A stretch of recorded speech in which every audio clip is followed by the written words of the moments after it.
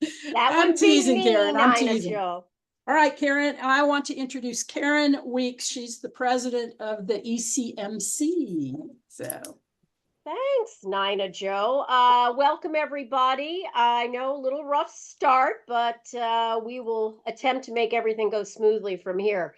Thank you for joining us. This is really going to be a special and important program, and I am certain that you will really come away with some great thoughts and ideas for your own Cursillo communities and ministry in your diocese.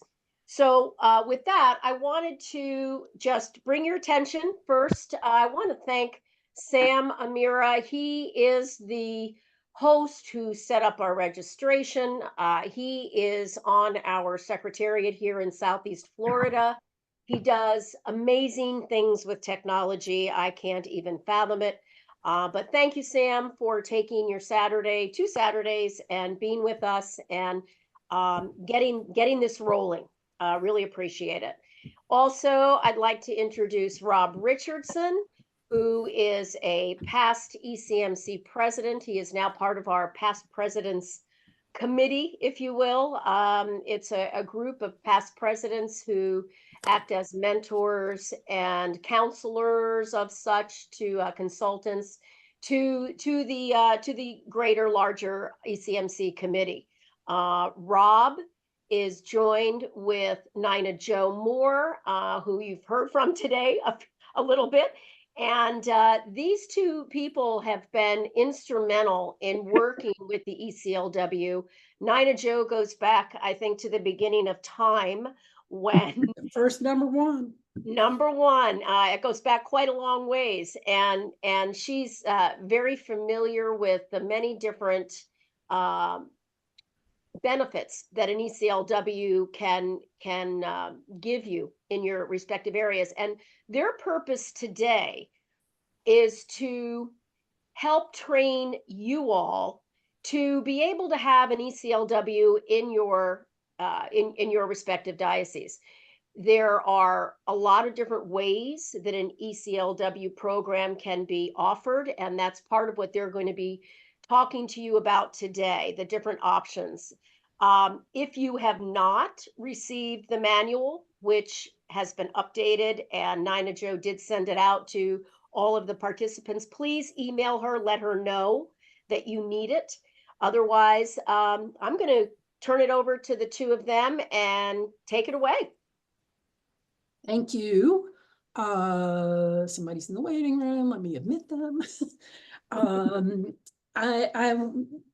I just want to mention, Rob and I have talked about this before we started. We're both school teachers, so we're fine with you interrupting us.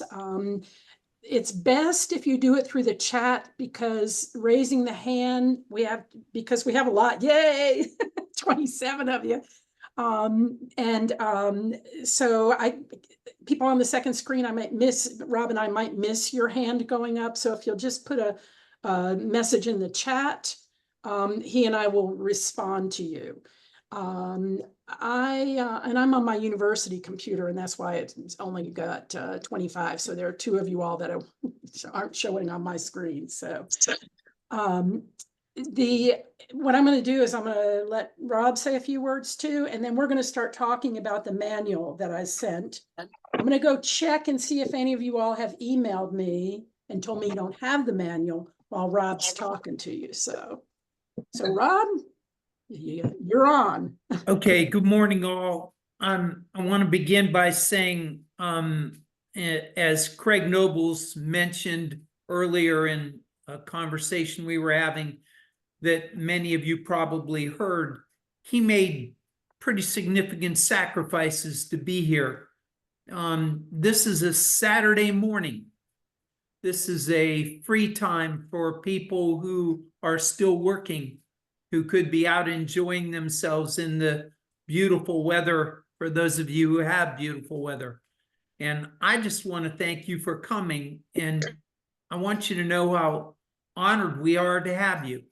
My approach to this kind of presentation is a little different sometimes from Nina Joe's, although we agree on most things.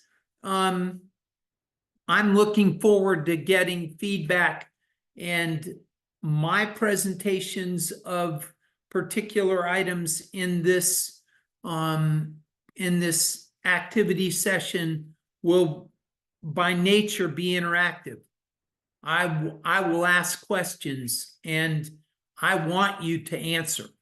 So we're going to work from a respect for the people who are speaking. So if someone's speaking and you would just wait until they're finished, if you have information that you'd like to share, and if you're thinking it's valuable, please share it, because we learn from each other.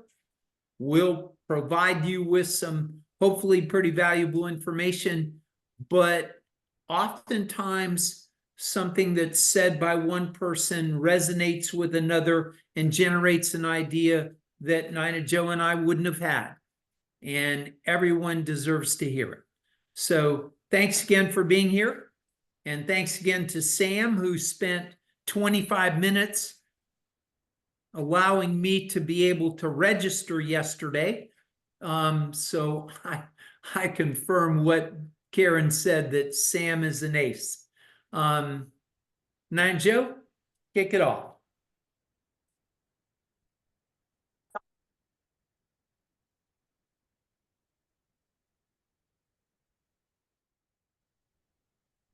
I think you're muted.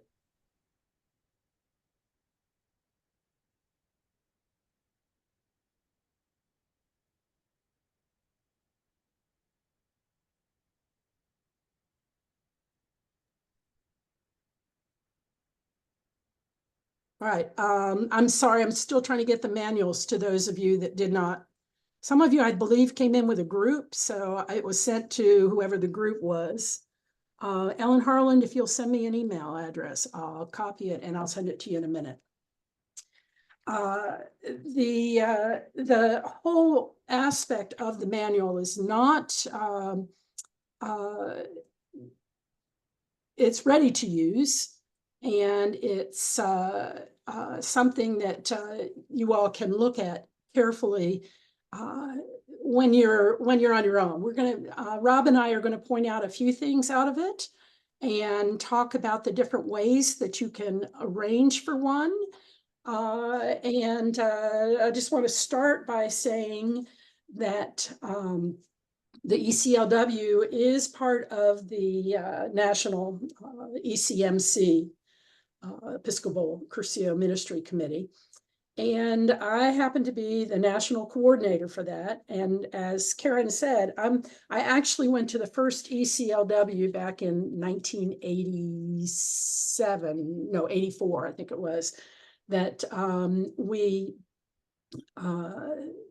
that was put on by the Roman Catholics for the Episcopal movement.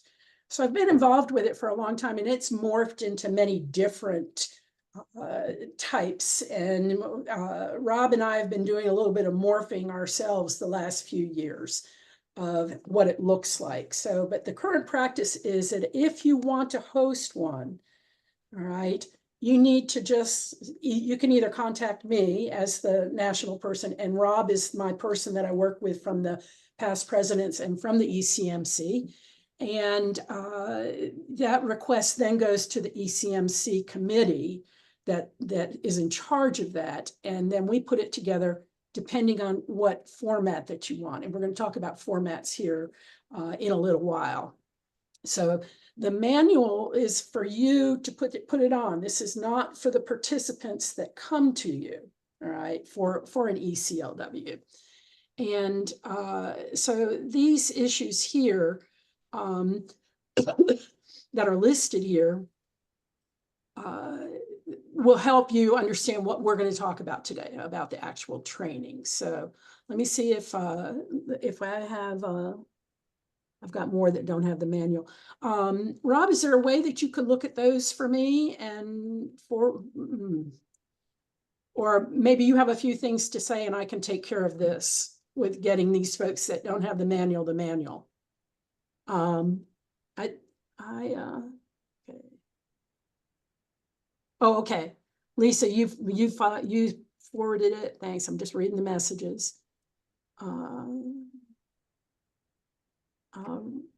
Roberta Coons needs it. Okay.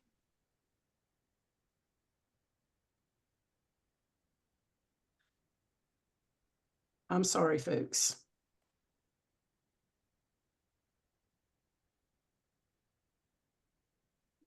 While Nina Joe's doing that, on the very first page of the manual, it says Episcopal Cursillo Leaders Workshop. So as I was perusing this document and looking at the cover this morning, I thought, hey, what do I really know about some of the terminology?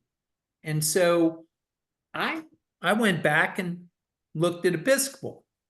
And of course, all of us know that it's of bishop or for bishops, and that's what it means. But when I looked beyond the basic title,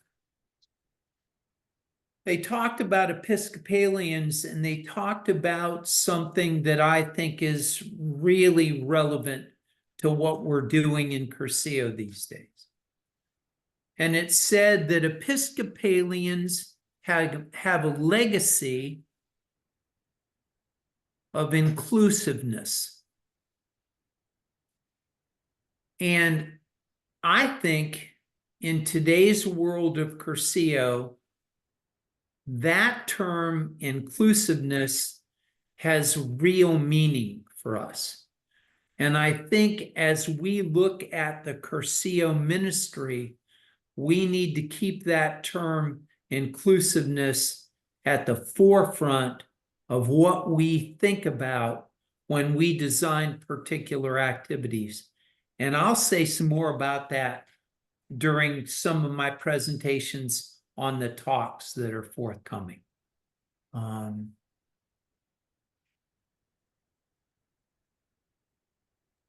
forget to unmute. I'm so used to teaching with it that I never mute. So this is the information, and we're going to come back to this at the end of our talking about what goes on in an ECLW and the actual material that's in there. But these are the ways that you can host an ECLW, okay? You can do in person. The historical model was to start on Friday night and go to Sunday, usually around noontime model. We started realizing probably about 20 years ago that Sunday was not really necessary, that we could cover the material with a Friday night to Saturday late afternoon, all right?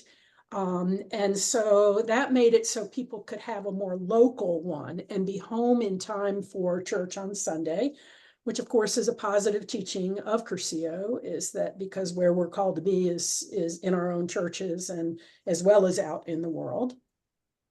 And so the second one there is Friday night and Saturday.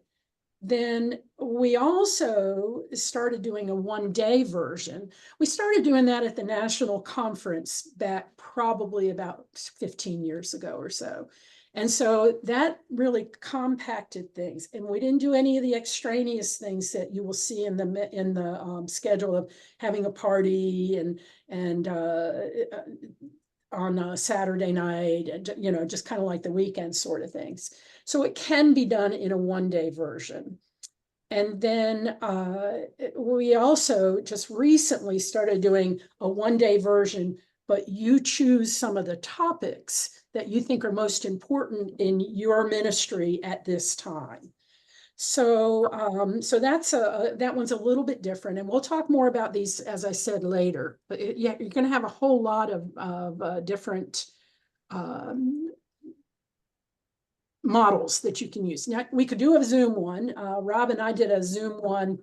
Well, I don't remember how long ago. It was just right as it was in Georgia, and it was right as the pandemic was starting. So it was probably about 5 years ago. It was right before that. And then we can also do a video one. But we really, in a discussion with Karen and Rob, we really think that the videos probably, it's time to redo them. I mean, they were done at the Chicago conference. I don't remember how long ago that was, probably 10 years. So it's time for them to be updated. I will tell you, I did a half, I mean, we can play with these. There are different things we can do. 3 weeks before we all went on shutdown, I had the honor of going to the Bahamas, and we didn't take any speakers. I went as the person who was the coordinator of it. But what I did was I showed the videos on the topics that their diocese had said, this is what we need the most attention for. And it was a 1-day meeting, and it started like at 9 in the morning, and we finished like at 3 in the afternoon. And so there are all kinds of different ways. You know, what we are about is trying to work with what you need and what you want and what works best for your diocese. We did one in Carol Gibbs' diocese a couple of years ago, where we have a model where we come in and it's a more discussant approach to things. So we sit around a table and people from the team sit and talk about the material. And so that it's a more back and forth as opposed to the model that we see on 3-day weekends or 2-day weekends, depending on what you do, where the person stands up in front and gives a speech, and then you sit down to do table discussions. We've changed that model into, and we've done these as 1-day models, but did it in Rob's diocese and in Carol's diocese. And that's what we did on Zoom with the Georgia diocese. And that seems to work well because people are more likely to sit and discuss with you when you're carrying on a conversation with them. My background is communication. So I'm a communication professor at Appalachian State. And so it's a case of looking for what's the best way to get the message out to your people and what is the best way to get them involved with what you're seeking to teach them. So Rob, do you want to add anything to that about the schedule? Yeah, I got one addendum to that. As you look over these models, you'll see that you have a lot of flexibility. And I would say this to you. The key to selecting a model or designing from the options is the knowledge of your population. How well do you know your audience? You ask the right questions to the right people to get the right answer. But to do that, you really have to know your audience.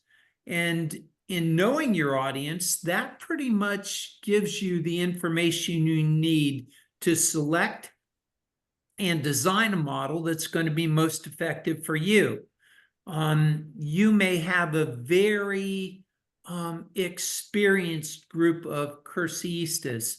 So having an ECLW focuses on an area of leadership or an area of the Cursillo ministry that you really need to tweak or develop or investigate for possible elimination.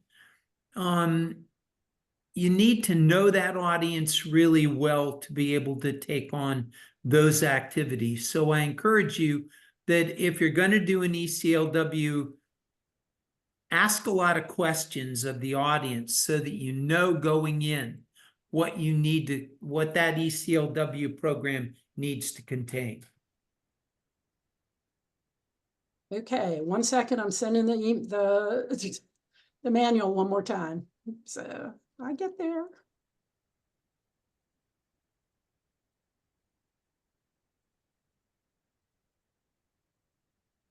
All right, Faith. I sent it earlier, but here it is again.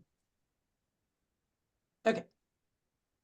The next thing that we wanted to talk with you about is the actual material. And well, let's talk about what this manual gives you as far as schedules go.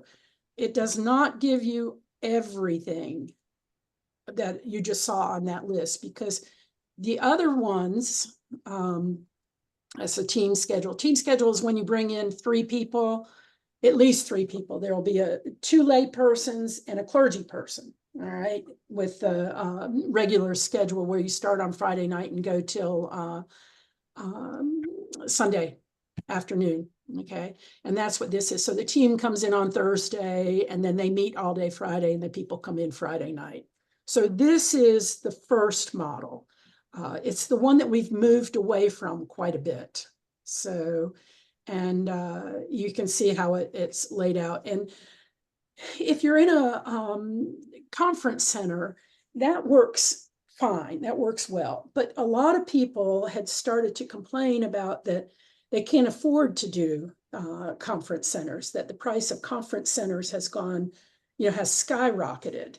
And so when you have that, I keep looking over that way because that's where you all, my camera's there. So in order to make it easier for you to put it on, it's a lot easier to put it on in a church parish hall, all right? And most dioceses will have a church that will volunteer to do that. So that's another reason we went away from this 3-day model, was to make it more cost efficient for people that were coming to it. But that's what the first thing is here. It shows you the layout of what you would do. And Rob and I are going to talk in a few minutes here about the actual talks that go on, so that you can get a picture of what goes on, and then we'll talk about the material that's in one after that. So, and yes, we're going to give you a break. We're not going to make you sit for 3 hours straight. We're smarter than that. So, this is just for the ECLW team meeting. So if you put one on and you're going to have a team, some of these models only ask for 1 person on the team. Some of them were 2, a lay person and a clergy person. Some of them you might have 3. When we went to Virginia last couple of years ago, we had a clergy person and Rob and Carla Richardson and me.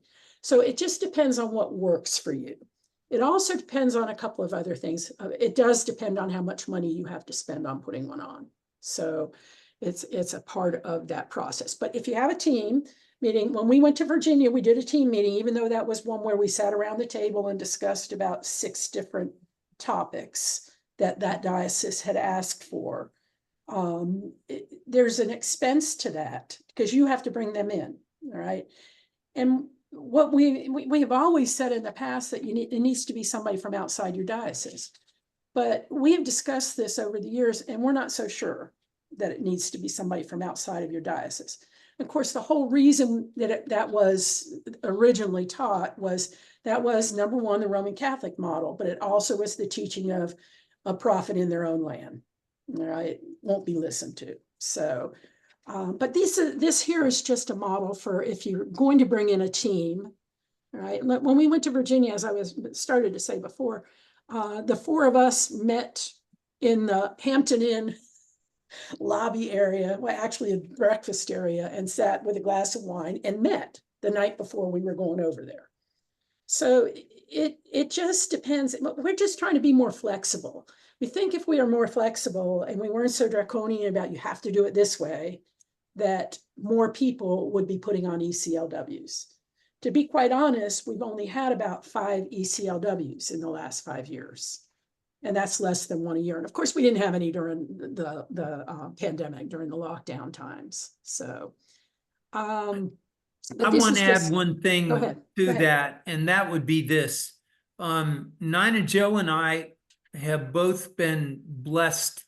And when people ask me how I am, I often respond so much better than I deserve. And it sounds trite to some, but it's so very true. So when we have put on ECLWs in the recent past, we've been able to do it without cost to the requesting diocese. And for myself, and I probably speak for Nina Joe too, in most instances, when we get a request from a diocese that we feel like there is a legitimate need that we might be able to meet, we're going to make every effort to eliminate financial cost as a deterrent to doing it.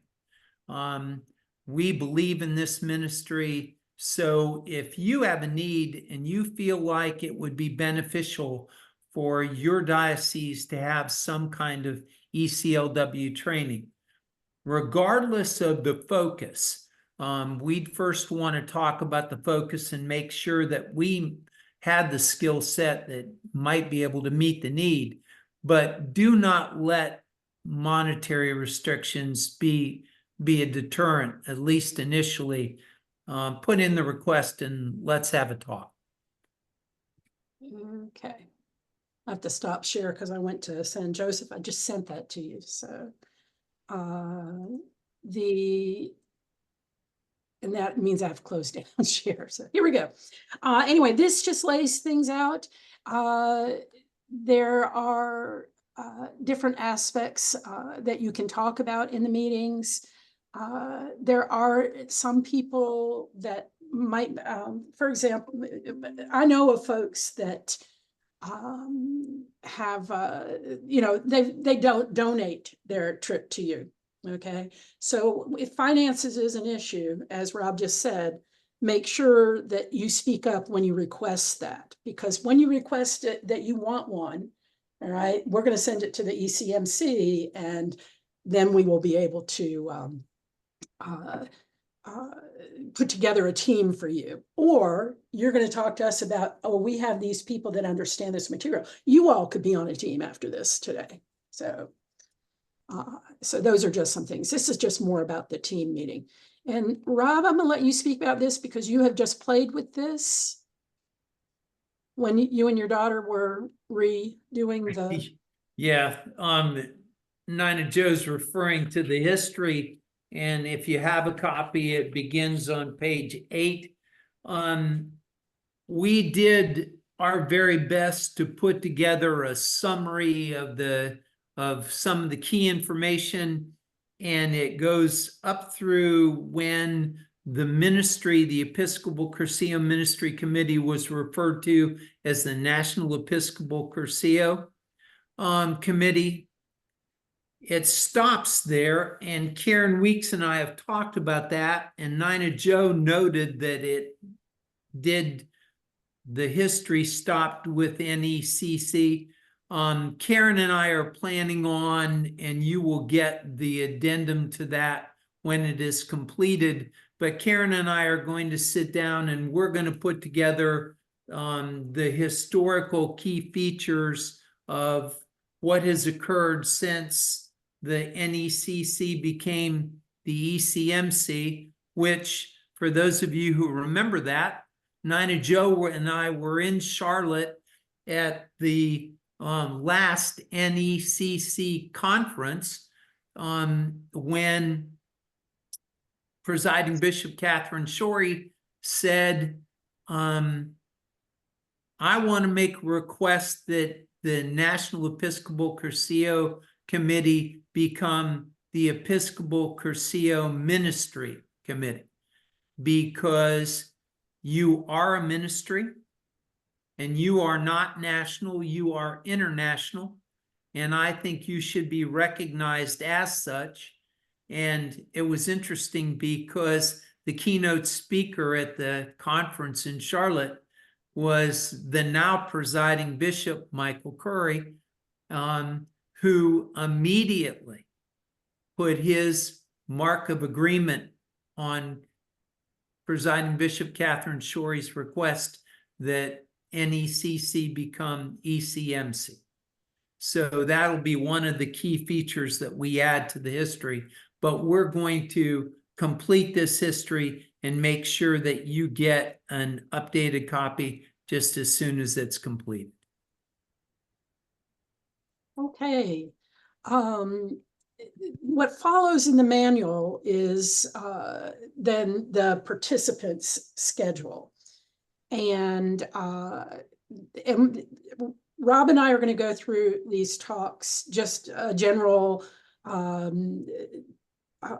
discussion. We're not going to give the talks. We're going to talk about what's in the talk. And so we're going to do that in a minute. So I'll come back to this. But what follows that, all right, and I do include some sample schedules for the other types of ECLWs, which we'll come back for. Then, here's the sample one for a 2-day, here's a sample one for a 1-day. And then this is the one where we come and talk to you about, it's more discussion based. So it's, the sample 1-day schedules are here. And again, these choices are not exhaustive. We're more than happy to work with you. One of the things that I suggested is if a secretariat wanted to, there are 10 talks that are in this material in the manual. You could do an ECLW in a year, right? If you meet monthly, all right? Or even if you meet quarterly, you could do 2 or 3 talks at the meeting and then the other, but you could do 1 talk a meeting, right? And then move on, or take 2 years to cover it. Pick the most important things. So there are all kinds of choices that you could do, not just be stuck to the original schedules that were included. So, and we're going to come back to this one up here because we're going to the 2-day, the 3-day one, because we're going to talk about the talks that were in that. So, Nina, Joe, before you go away from that, go to the end, the last statement. I think the first sentence in that last statement is key to everything that we do in the Cursillo ministry. The idea would be to meet the diocesan ministry where they are. We want very much to identify what's going on, and National has made this as a priority. It was a priority for me. I know it's a priority for Karen. What are the areas of concern? What are the areas of strengths that we need to build on? How can we support diocesan and Cursillo communities across the country? And the only way to do that is if you as individuals, and you wouldn't be here if you weren't a Cursillo leader already. So as a Cursillo leader, you know what's happening in your diocese. You know the needs and the strengths, and to identify those for other dioceses may give you an opportunity to share concerns and share solutions. You may have the solution for a diocese that has a real area of concern. We just need to meet each diocese where they are, just as we attempt to meet each candidate or pilgrim, whichever you call them, during the weekend where they are, so that we can continue the formation of Cursillo and the formation of the individuals therein. Good point. And I'll give you another example. I did one this past summer in Diocese of Central Florida, and they just wanted a 1-day one, and they wanted it to be more discussion oriented, but then the facility that they were able to use didn't have tables that you could put into it like a circle and talk that way. They had round tops. So we ended up doing what we normally would have done with a discussant type of thing, right? But they did table discussions. So there are just all kinds of ways that we can tweak this. And they chose the 6 most important factors that they wanted discussed. So and it worked really well. At least we've gotten positive feedback about it. So, all right, I'm going to stop the share for right now and ask who has questions right now before we move into what's in the talks. You can just unmute, but wait until somebody, if you're going to say so, go ahead and speak up if you have one.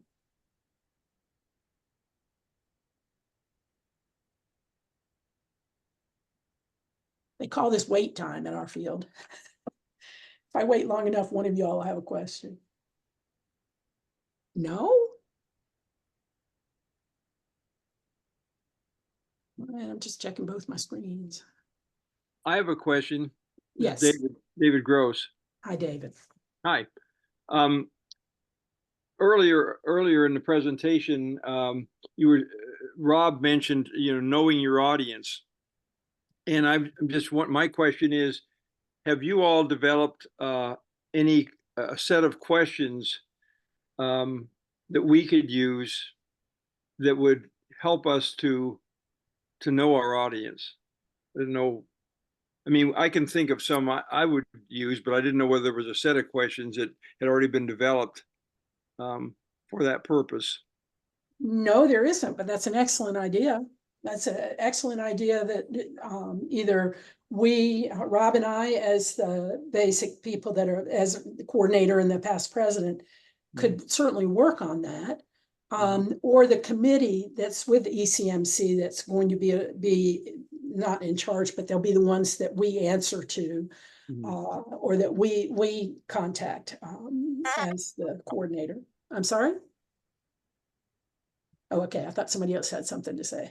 Actually, Nina Joe, let me just piggyback on what you just said. And I agree, David, that is actually a very good Excellent suggestion. idea. I think what would happen, Nina Joe, as the next step, the leadership committee, which for those of you who are not familiar, it is a subcommittee of the greater ECMC, would work with both you and Rob to develop those questions. That's a function of the leadership committee for sure. Right. I couldn't remember what the name of the committee was. So, Thanks. And David, I want to tell you one thing about that too, to validate how important that question is. I'm putting together another activity, or we're working on putting together another activity that's going to celebrate all Fourth-day ministries across the denominations. And in that discussion, I was talking with the director for the Presbyterian ministry, the Presbyterian pilgrimage, and he asked the exact same question. He said, if I go into a diocese and I need to know what their needs really are, how do I ask that question? What questions do I ask to get that information? So I do have some initial thoughts on that were shared between myself and that David. And so I'll be willing to share those with Nina Joe and Karen and get that ball rolling so that we can provide you with a set of questions that might work. Good. That's great. I appreciate that. yeah, no, you gave us something today. Hey, I'm ready to go home now. Just kidding. Is anybody here from the Bahamas? I thought there was. Is Audrey here? Isn't Audrey from the Bahamas? Yeah. Yeah, Audrey was supposed to be on. She was registered. Yeah. And I don't see her. I was looking for her earlier. Okay, then Carol, I'll ask you. Did you find that the model that we use, that Rob and I and Carla and Mary Matt used with you, worked? Not your people, not your people. I found that it was very informative. I found that it was very productive inside the the workshop taking place.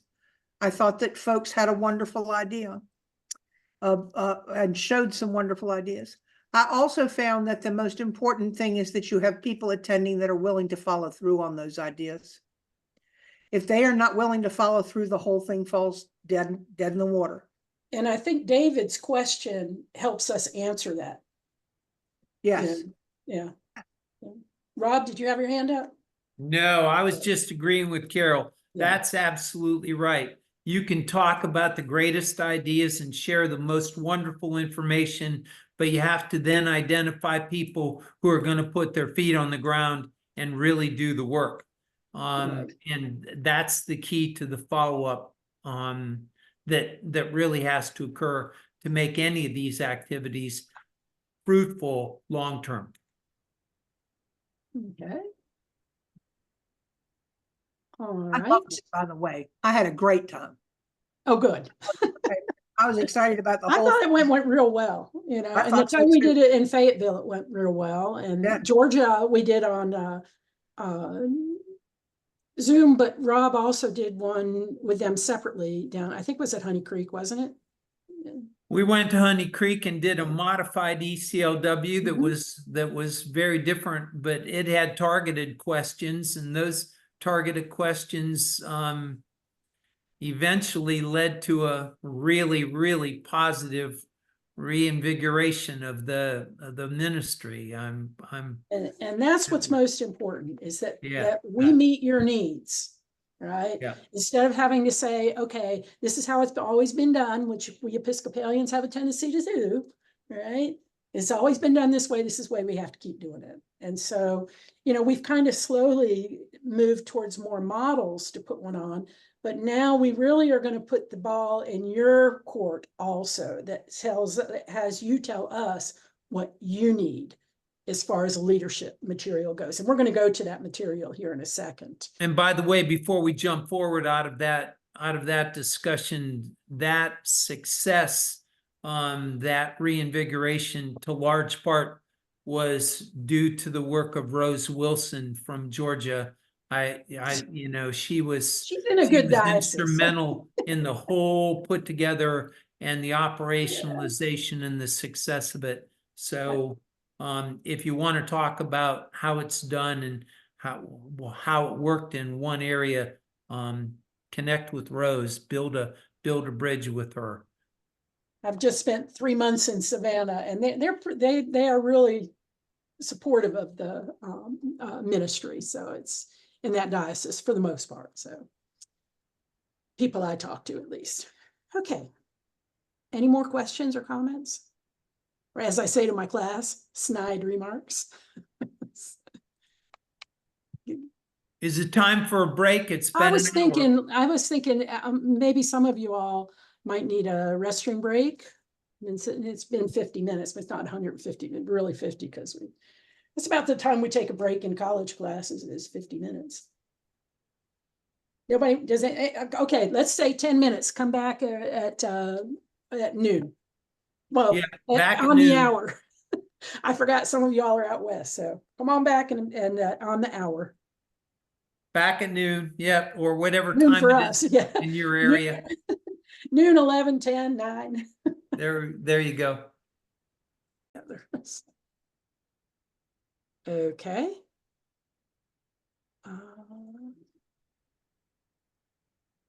And I went to my document, my Word document, not the PDF. So these begin the talk outlines. And as I said before, Rob and I are just going to talk a little bit about each one, and a couple of them we'll share and a couple of them we'll do independent. And where's, I think it was Faith, you just emailed me that I can't get it, but I will have to, I'll send it to you again after we're done today. So the first talk that's given on, it doesn't matter what model you decide to use, this talk should always be there, because this will fill the people in on what's going to go on the ECLW. Okay, so, you know, and you can clearly see, you know, it talks to you about the purpose, the spirit of it, which is to be accepting and helpful to other people. We're not trying to get things right or fix things. We're trying to get an idea of what the Cursillo ministry is about, right? It's not about the ECLWs as much as it is about when you finish this process, right? This is what you're going to get. And then it talks about the format, and that you would set to your whatever format you have chosen. So you would tell how it was going to progress and what was going to happen in that case, depending on what case, what model you choose. And then you also would talk about, you know, the whole basic assumptions about what you hope to happen. In other words, this is how we hope that you'll participate, speak, participate, speak, participate, et cetera, et cetera. So, and then, Rob, do you want to add anything in here? I think that when I think about an orientation, I like to give them something to hold on to work from. And I like to begin an ECLW with a foundation point. And that foundation point for me has always been that the purpose of an ECLW is to allow each and every one of the participants, to include the leaders, to know Christ and to make him known. So if that's the basis from which we springboard, I think it gives you something that you can hold on to and go back to as kind of a unifying principle. Now, that's the unifying principle that I like, because I believe that ECLW is another piece in the formation process, which I believe is the crux of Cursillo. I think Cursillo is a faith formation activity. So if you build on knowing Christ better and making him known better, then you are not only developing your own formation, but you're assisting in the development of the formation of others. Okay. That basic assumptions there that we are Christians first and Cursillistas second is always important to keep in mind, because that's the bottom line of the ECLW is how do we take this message that we've gotten in Cursillo out into the real world? And that's more what this workshop is about. It is a bit about running a ministry, right? But it's more about how do we change the world for Christ? So, and those guidelines, I've never liked that first one, first things first. Well, because why don't I like it? Because my first things may not be your first things. So to me, it was, that sends the message that we have first things that have to have attention. Feeling better, baby. I'm sorry? I know. Look at his back here where his. Okay, someone's not muted is what's going on. So I hope you have it muted. anyway, but the ideal is what most people think about when they think about what's going to happen in the ECLWs when you walk out. Hopefully you will strive for the ideal is all that means. Hang on just a second. So I just have to get Rob, can you look for that and see who's not muted? That's because I've got the screen up and I can't. So, the ground rules are just simple communication rules. All right, even though you might not like something somebody says, we're all here working together, and so the whole idea is that we're brothers and sisters in Christ, and to respect the other people. And of course, listening becomes important. These are just communication rule type things for how you run the workshop. So you see, this one isn't really so much about material of the ECLW. This is how your workshop is going to run. Now, you would tweak this depending on what format you choose, all right, which model you choose. So, and of course, I don't think anybody should have to be told anymore in these days to turn off your cell phones, but I was in church 2 weeks ago and the phone rang. So it's like, oops. And it was at a funeral. So the priest was really very funny about it. The woman's name was Maria that died. And he said, "Oh my gosh, Maria's calling." So, but yeah. Yeah, and don't try and speak for other people is the other thing. Anything else, Rob? No, I think that orientation is, as you said, it's designed to be a guide, and it's to be tweaked according to what your purpose is and how you've organized that ECLW activity. Okay. All right, so that's the first talk, and it's short and it's at the beginning. It doesn't have to be more than 5 minutes. You're just laying out the land for the people. This is what we plan to do in here. But the first church, the first talk usually is this one. And by the way, if you want to move some of these around, there's no reason why you can't. Some of them build on each other, but you can look at that. Y'all are smart people. You can look at that and say, oh, I think we need to do Altrea first, because that's maybe where the group reunions come out of. And so, so you could do some tweaking that way. But this one is one that's given by a clergy person, and it's called The Church, or the Cursillo and the Mission of the Episcopal Church.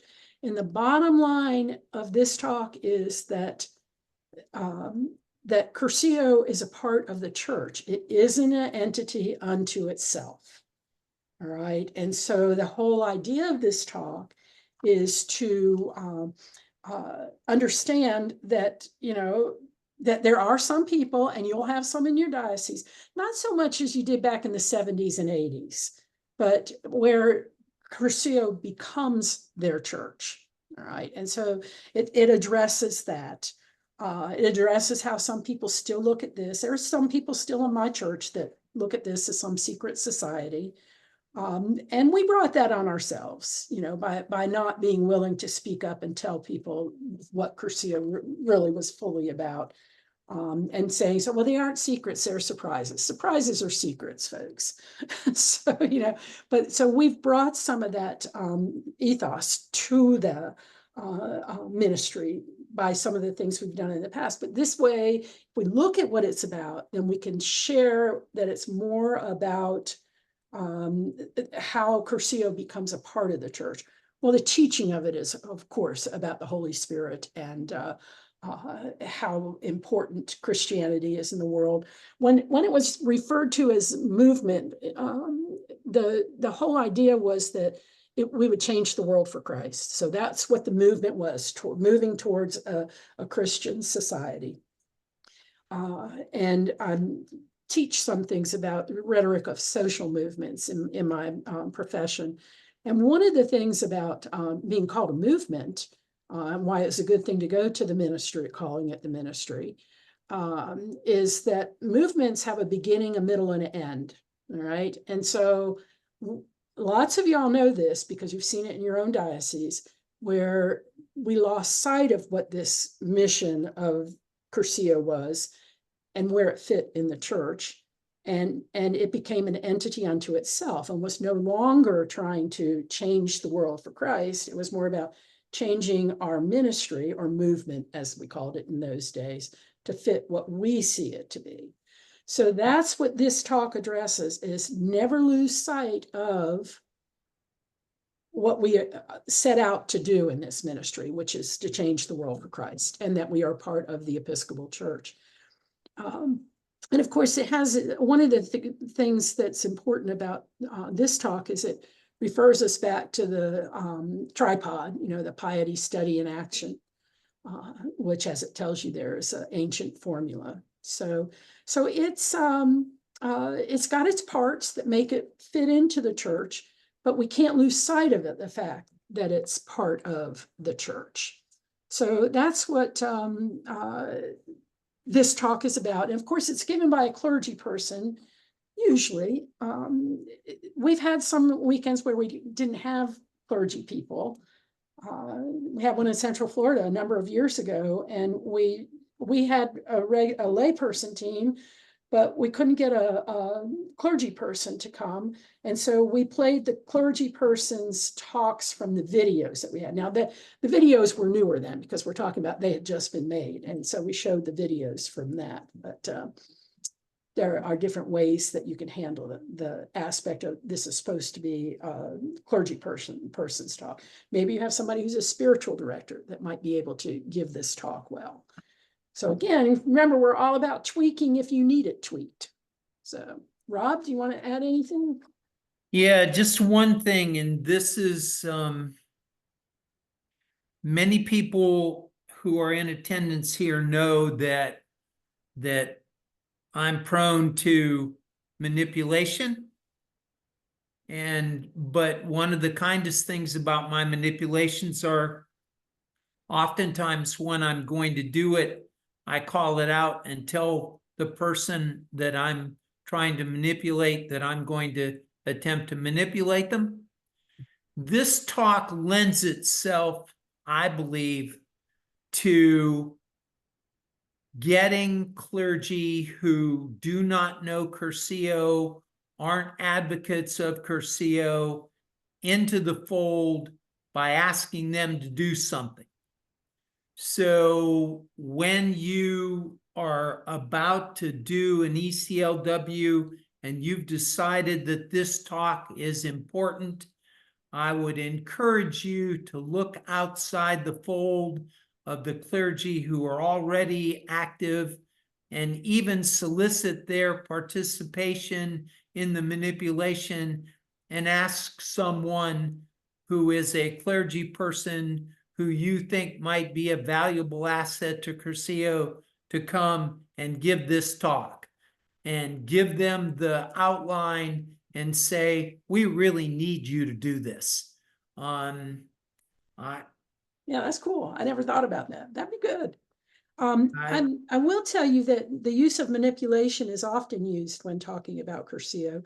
And one of the things that I teach a class, interpersonal communication, that we've taught for a long time, one of the textbooks that I point, like you can see the textbooks over there, that we use talks about manipulation is not always negative, right?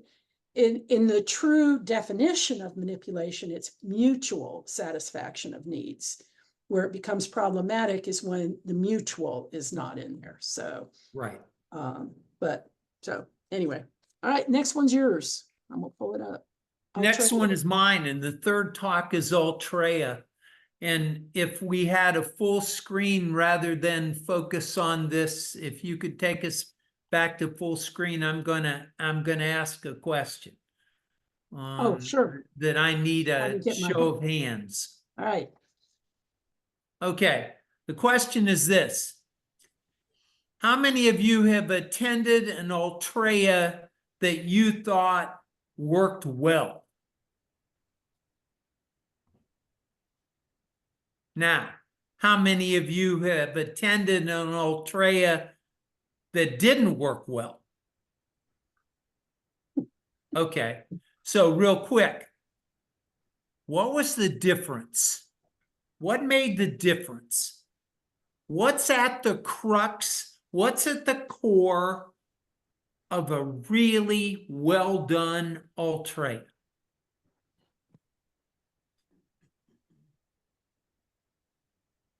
Yeah, Carol. Yes. You're Carol muted. Hicks. You're muted. You're muted. There you I'm go. sorry. Okay, I'm sorry. For me, it's the witness talk. That's And me. it's Yeah. important that the witness talk not be what Christ has done for me. It must be what I am doing for Christ. Because we Yep. all know what Christ did for us. He did the same thing for all of us. So we need to know what we are doing for Christ in the world. Yep. Yep, and that's a key distinction too. You have to find someone who's willing to give a talk like that. And often there's a real vulnerability to it. When I did a quick perusal of the information on witness talks, one of the quotes that I found said, lay witness. What allows our lay witness to be effective is that its power is not ours, but Christ's. Oh, wow. Effective witnessing attests to the miracle of grace working in a weak, imperfect Christian. What appeals to the listener is discovering that an imperfect person with real problems, like myself, is not only coping, but also succeeding through the power of Christ. And I like that so much because it put the focus right where I believe it belongs, and that's on Him, our Lord and Savior, who enables us to do the things we do. And as successful as they may be, it's accountable to Him. Where can we Karen, did find you that have quote? something? Where can we find that quote? I'll send it to you. I went and found it on the internet, and now I'll have to go back and find it again and give you the source. Wonderful. So Ultrea, the word in Spanish, we most of the time interpret it as onward. And that's an active word, right? But when you look at common speech in Spanish, that word means keep going. They use it as keep going. And so it lends itself to how I see these talks all coming together, because Ultrea then becomes a keep going in what? Keep going in the development of your relationship with Christ and the relationship of others with Christ through what you and they are doing together. So they want you to develop those relationships. And this particular talk gives you all the information about how you would organize it, the space, the selecting of a speaker. But it says one thing that I think is really important. The last dot under what is Ultrea says Eucharist, meals, and other activities can take place before or after an Ultrea, but are not part of it. If you feed them, they will come. Yeah, okay. But that can't be the core of what you're doing when you put your priorities in place for an Ultrea. That Ultrea will work or not work depending on the witness talk and how well you do floating group reunion if you make it a part of it. Those two activities I think are critical to a good Ultrea. Let me see if there's anything else I think you need to know.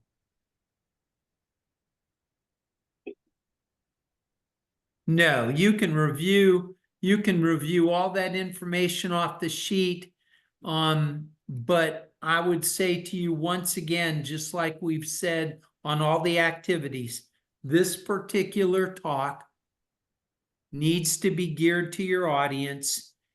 And what I mean by that is, if you really prayerfully consider who would be the best person to give a lay witness talk that's going to be received and heard by your audience, you'll know who that is. And if you don't know, God will tell you if you're really listening. I would add that if you are going to do the full, either the Friday night and all day Saturday, that 2-day model, or the 3-day model, the materials will suggest to you to do an instructed Ultrea, all right? Which all that means is you go through each part, all right, separately and say, all right, this is why we're doing this. This is why you do that. And that's what this material here is dealing with, all right, all this down here, because that aspect of how do we run an Ultrea? Most people know how to run an Ultrea. But the thing about if you're going to be there for 2 days together or 3 days together, that Ultrea will let people meet each other who may not know each other. Because we've always said you invite your neighboring diocese, 5 neighboring dioceses, to join in with you. And sometimes that's not, people don't take you up on that. When we went to Virginia, Carol had invited a whole bunch of people that nobody came except their diocese. And that's more and more what we find. But if you have people from the outside, this is the first talk. There are 2 talks on Friday night, and this is the second one before you let them go off, and they don't get a silent retreat or any of that. They usually socialize after that, and but the Ultreya helps with that. But you do it instructed so that people get the message of this is what a real Ultreya is supposed to be. And absolutely what Rob said, the pre and post are fine, but don't tell them that that's the Ultreya. Tell them we're going to have lunch first, and then afterwards we'll have the Ultreya. There are a lot of dioceses that say dinner starts at 6, the Ultreya starts at 7, so that people don't feel like they have to be there for the dinner if they're coming home from work or that kind of thing. So there are all kinds of things that you can play with the Ultreya. Before we go away from this talk, I want to add one thing. One of the values of this kind of an activity, the one we're doing right now, is to build bridges. And we make connections that we may be able to use, and we may identify immediately with a person who really, their ideas resonate with you, and you really want to develop a relationship with them. And I think Ultreyas are geared to do that too. And oftentimes those relationships are defined by who you invite. And if you want to know, or if you want to see a good Ultreya, I mean a really, really good Ultreya model, or hear about it, talk with Janet Gendron. I went to a Grand Ultreya in Columbia, South Carolina last year, where there were Catholics and Methodists and Episcopalians out on the lawn in Columbia at the cathedral where Eucharist was offered, and everyone at that Ultreya went to Eucharist, with the exception of a Catholic who was sitting next to me. And when I came back after Eucharist, I said to him, do you know, I believe it would have been fine with God if you'd have gone to Eucharist.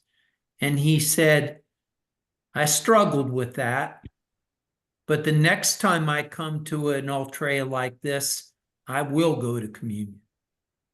Actually, he had asked his priest about it, and the priest discouraged him from going, even though he knew he was allowed to. And it was a shame, but I know the priest, and he's a very, very narrow-minded individual, because I know a lot of other Catholic priests would have been, fine with it. But that inviting all those people enabled, for instance, my husband and I went to the Catholic Secretariat meeting a couple of weeks later, and they invite anyone to come. And so that kind of cross-pollination works like you can't believe. I'm going to invite some more Presbyterians to the next one, and it's actually May 18th. So yeah, I was going to say I'll get you on our newsletter list. But we did a lot of specific emailing to people, and now I have those contacts all organized, so it won't be so hard to do again. Yeah, sounds great. Sometimes personal invitations go a long way. And the fact that gentleman said to me, if I attend another ecumenical Grand Ultreya like this, I will go to communion, just meant the world to me. I thought that's the kind of growth and formation that can often happen, but sometimes is facilitated and even catalyzed by a simple, I believe God would have been all right with you going to communion. I would add to that it doesn't have to be a Grand Ultreya. A lot of people, That's right. don't realize anybody is welcome at Ultra. Anybody is welcome in a group reunion. Just like anybody's welcome to go to a weekend. You know, we have a tendency to say, oh, well, we're going to talk about something they shouldn't know. As no, they can know about anything. It's not going to be the same until they walk in the gate, which I'll talk about later. So. Well, I'm going to ask this question later as a part of my discussion on another talk, but I would ask this question now, and you can ponder it for when it's asked again. You're the lay rector for a Cursillo weekend, and you get an application. And that application is from a person of the Jewish faith. What do you do with that application? Think about it. We'll talk about it later. Okay, that's a good one. Okay, you're the next talk also. Yeah, the next talk is the fourth day Back. And I don't think it takes a rocket scientist to know what this talk is about. Right. This talk takes the focus away from the weekend and puts the focus where it deserves to be. It deserves to be on the fourth day. And how you integrate this in, I believe, is as you are considering every aspect of a Cursillo weekend, pre-Cursillo, Cursillo, post-Cursillo, you look at it with the underlying question of how does this particular activity lend itself to being the formation experience that it needs to be to prepare that individual, whoever the individual may be, pilgrim candidate or team, for what you would like them to do during the fourth day. It's all integrated. Every activity deserves to lend itself to that kind of formation. And I think it's really, really important. And I'll tell you how important it is. It's important enough that in under making the fourth day first, it says the fourth day is the reason the Episcopal Church adopted the Cursillo ministry from the Roman Catholic Church and maintains it as an Anglican renewal ministry. The Episcopal Church said Catholics had it, seemed to work for them. We'd like to have it. They loaned it to us. Then they gifted it to us. Then they gave us full license over it. And that was a process that those of you who are interested in the real history of Cursillo may want to track it. But it was interesting how it unfolded. And now we have license to anyone who wants to attend a Cursillo weekend within the guidelines provided by the diocesan spiritual advisor and the bishop are welcome. So I think the thing that resonates with me out of that particular talk, the fourth day involves a rule of life. And we get down to it then, we get down to the real core of it. And the Cursillo ministry requires commitment, and it requires discipline, and it requires accountability. And the accountability comes from that fourth day and living into that fourth day, because it's your fourth day group reunion and it's your fourth day Ultra experiences that make you wonder sometimes and give you reason to say, well, yeah, that may be an area where I still need to grow. And if your reunion group is the classic reunion group, and we're going to talk about that later. Those other members are asking you those questions. And in our reunion group, it's really interesting because we have a couple of people in our reunion group who aren't strong in the area of study. And after they pass a couple weeks in a row, they get gifted a book as a part of the reunion group experience. Hey, I read this and I really liked it, and I think you'd like it too. And then the next week, they're asked questions about how they like the book. That kind of accountability, that kind of corporate formation, if you will, is an incremental part of that fourth day first experience.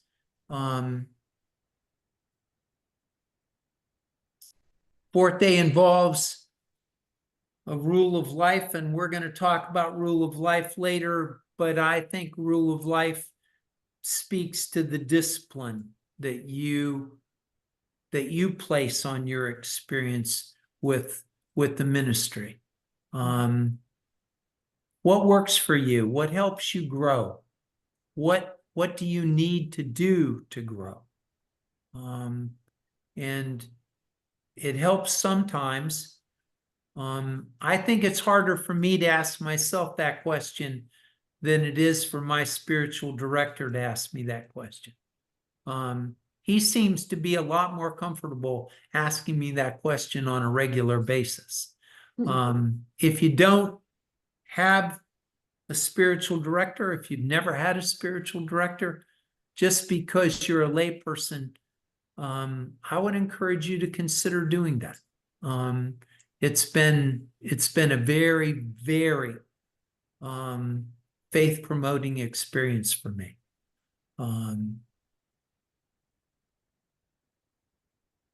What else?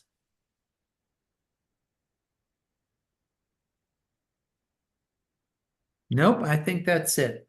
Yeah. I think that's it for me. It's like you said at the Nina start. Joe? It's like you said at the start, it's a case of, if we don't know what this means, it's not rocket science. So that's the whole aim of the Cursillo ministry. So Rob, I get the, this is David. yes, I was go ahead. going to ask Rob a question. I think he said the fourth day requires commitment, discipline, and one other thing. I've missed the third thing that he mentioned. I said accountability, David. I Okay. think there has to be a way in the process where not only do we hold ourselves accountable, but we hold those that in which we're in corporate formation accountable too. Beautiful. I got that. Yeah, I agree. 100%. Okay. Any other questions? I know we're kind of going through these, and we probably should stop at the end of each one and ask you. Yeah, ask away. Don't hesitate. Nope. Nope. Okay. We're going to talk about the servant community. This is one that most people go, what the heck is that? Mainly because a lot of them, I should ask, I'm going to go back to stop share here a second. How many of you have a servant community in your diocese? Couple. Okay, I see a few. And how many of you have tried before and it just didn't work? We see that a lot. Okay. So probably one of the reasons for that is that people want the servant community to start and be ready. All right. And it's a step-by-step process. It takes time. Those of you with servant communities know that. This talk just lays out what a servant community is, and then it gives you some ideas for structure of it. The biggest thing I want to point out, because a lot of people think the secretariat and the servant community are the same thing. You see, I'm trying to highlight it, but it's not doing it. A group works with the secretariat. It is not the secretariat. A lot of dioceses have said, oh, our secretariat's our servant community. What you've done there is you've made the load much heavier for the secretariat. And there are other people out there willing to serve, and they'll be like the worker bees for the secretariat. And so that's what the structure was designed to do. Right? It's a group of people that consider themselves to be leaders in the ministry, that they would help the other leaders take care of whatever needs to be done in the diocese. So, of course, the bottom line is that it starts with piety study in action. At the start of a servant community, there should always, there's on the webpage that had the documents that you can download, there's a leaders reunion card. And that's one of the things that they suggest to making sure that you do every time the servant community gets together. There are all kinds of models that you can do for this. These two things here, the suggested structure and the meeting format, are important for you to make some decisions about. You got to pray, you got to study, and a lot of the studying will come out of the Cursillo ministry material, right? And so, and then the action is the action that committee does. Now, this one here, suggested structure, means that the suggested structure is that you have a subcommittee or a committee for each of the areas of your ministry that need attention. So pre-Cursillo, the weekend, fourth day, and then a communications subcommittee too. And then that group, that committee, well, those committees will each have a chair. And that chair is the one who answers back to the secretariat. Some secretariats have put one member on each committee, all right, so that they get the direct answer back. But then you're making that load real heavy for the secretariat again. And it depends on how often you meet, right? A lot of servant communities only meet a couple times a year, all right?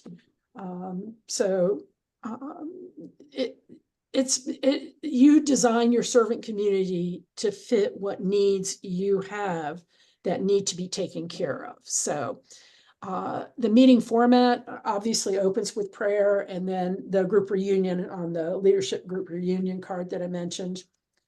A doctrinal talk or a technique talk, all right? A lot of dioceses, what they started doing with this was talking about one of the books in what was the library, okay? Those booklets that were on the website that I took you all to. So you talk about that. See, that's how you can get this information from an ECLW out to a broader group of people. For example, the pre-Cursillo committee will get an idea of, let's say this week we're talking about fourth day first, all right? But that also will give the pre-Cursillo, the 3-day committee weekend, fourth day committee, and communications committee the background, all right, of the technique, the doctrinal talk.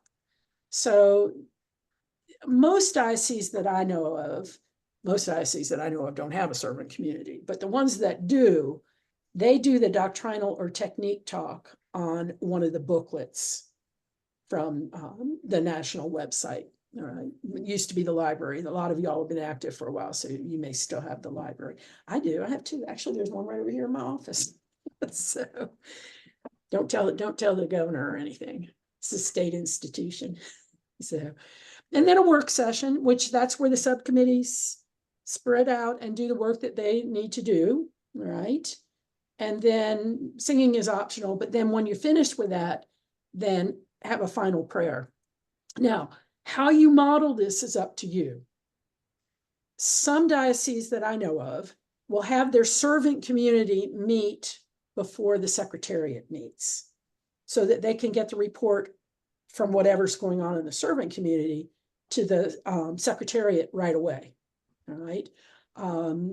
If you're on both, which I don't suggest you do, but some people do choose to do it that way. One of the reasons is because how many people were waiting to, sorry, somebody was waiting and I just saw it up at the top. So I don't have a clue what I was saying.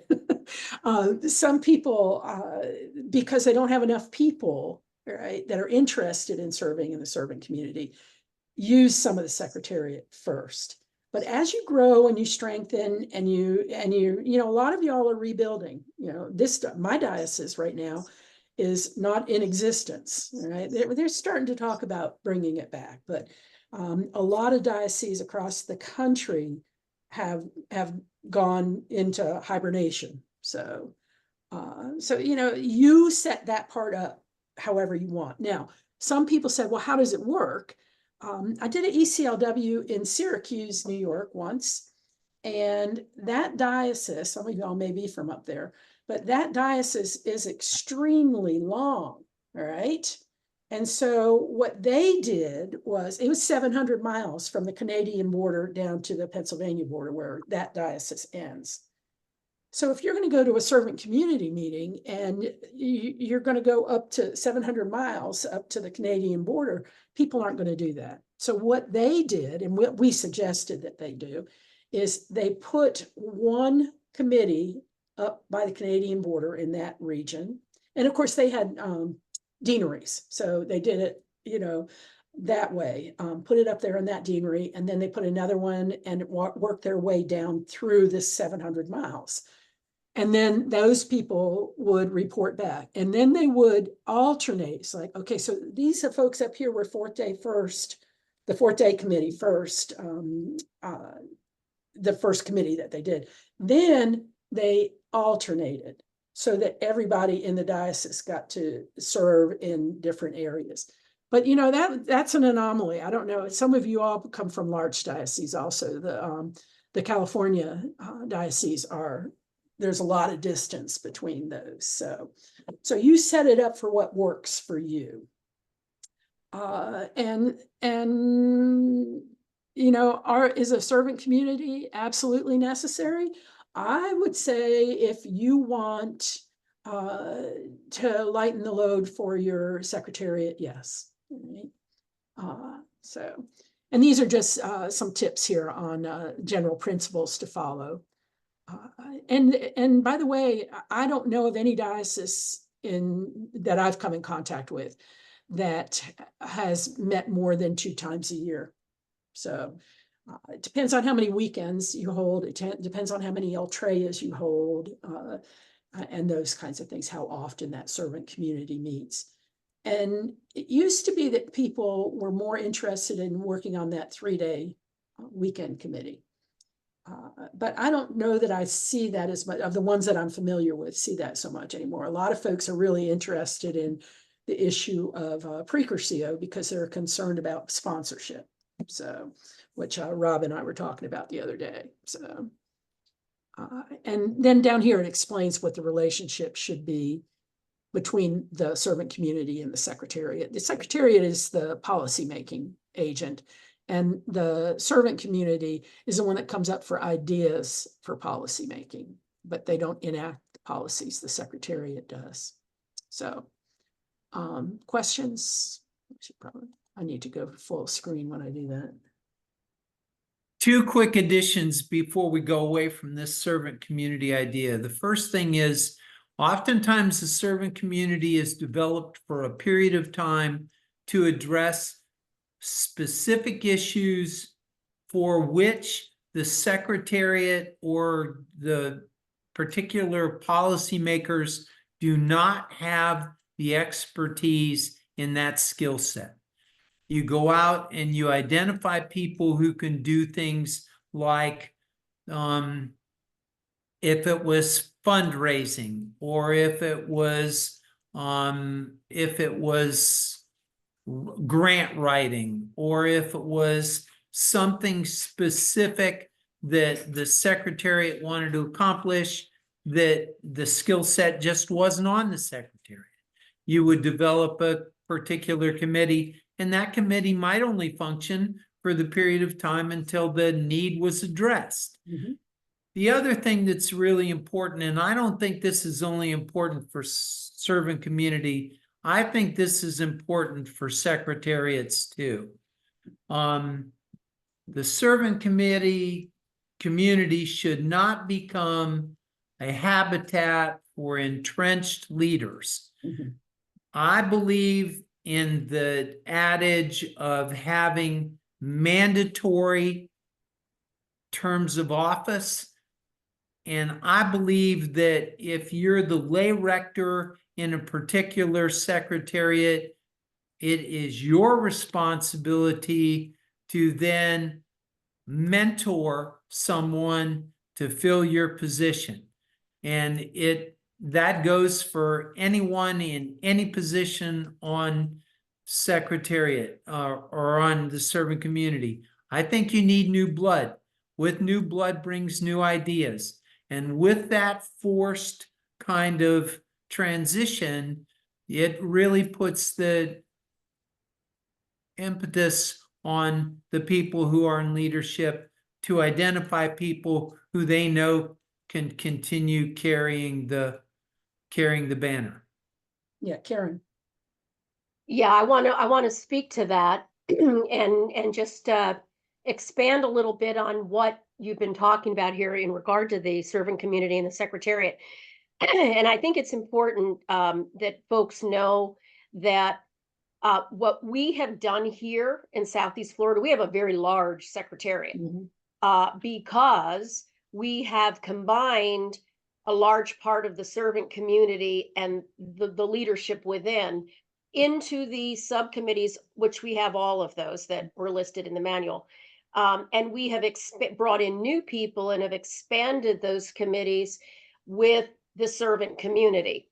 The only thing, Rob, I will say to you in regard to turning over leadership positions, I couldn't agree with you more. But in our diocese here, our bishop said no.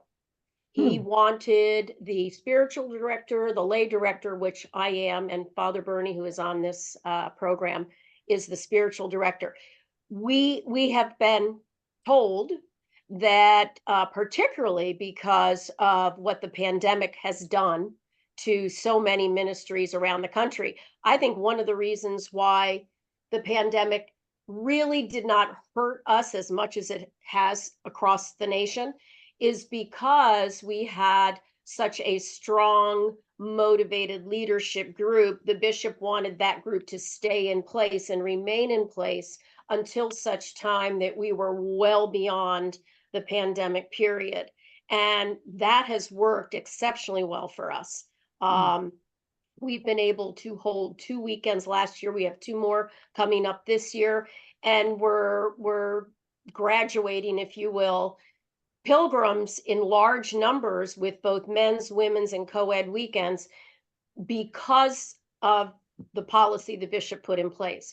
So I really do think that you need to add to what you're talking about, because the bishop plays a role in each of our dioceses, and he is the head of our ministry within the diocese. So I think that some of us are at the mercy, if you will, of our leader. But in this particular case, as much as I know I should roll off, absolutely. I've been doing this for almost 8 years. The problem being that we've been asked not to, and mentoring and finding those replacements can be a very daunting task. So we are in the process of that now, but it's not happening quickly.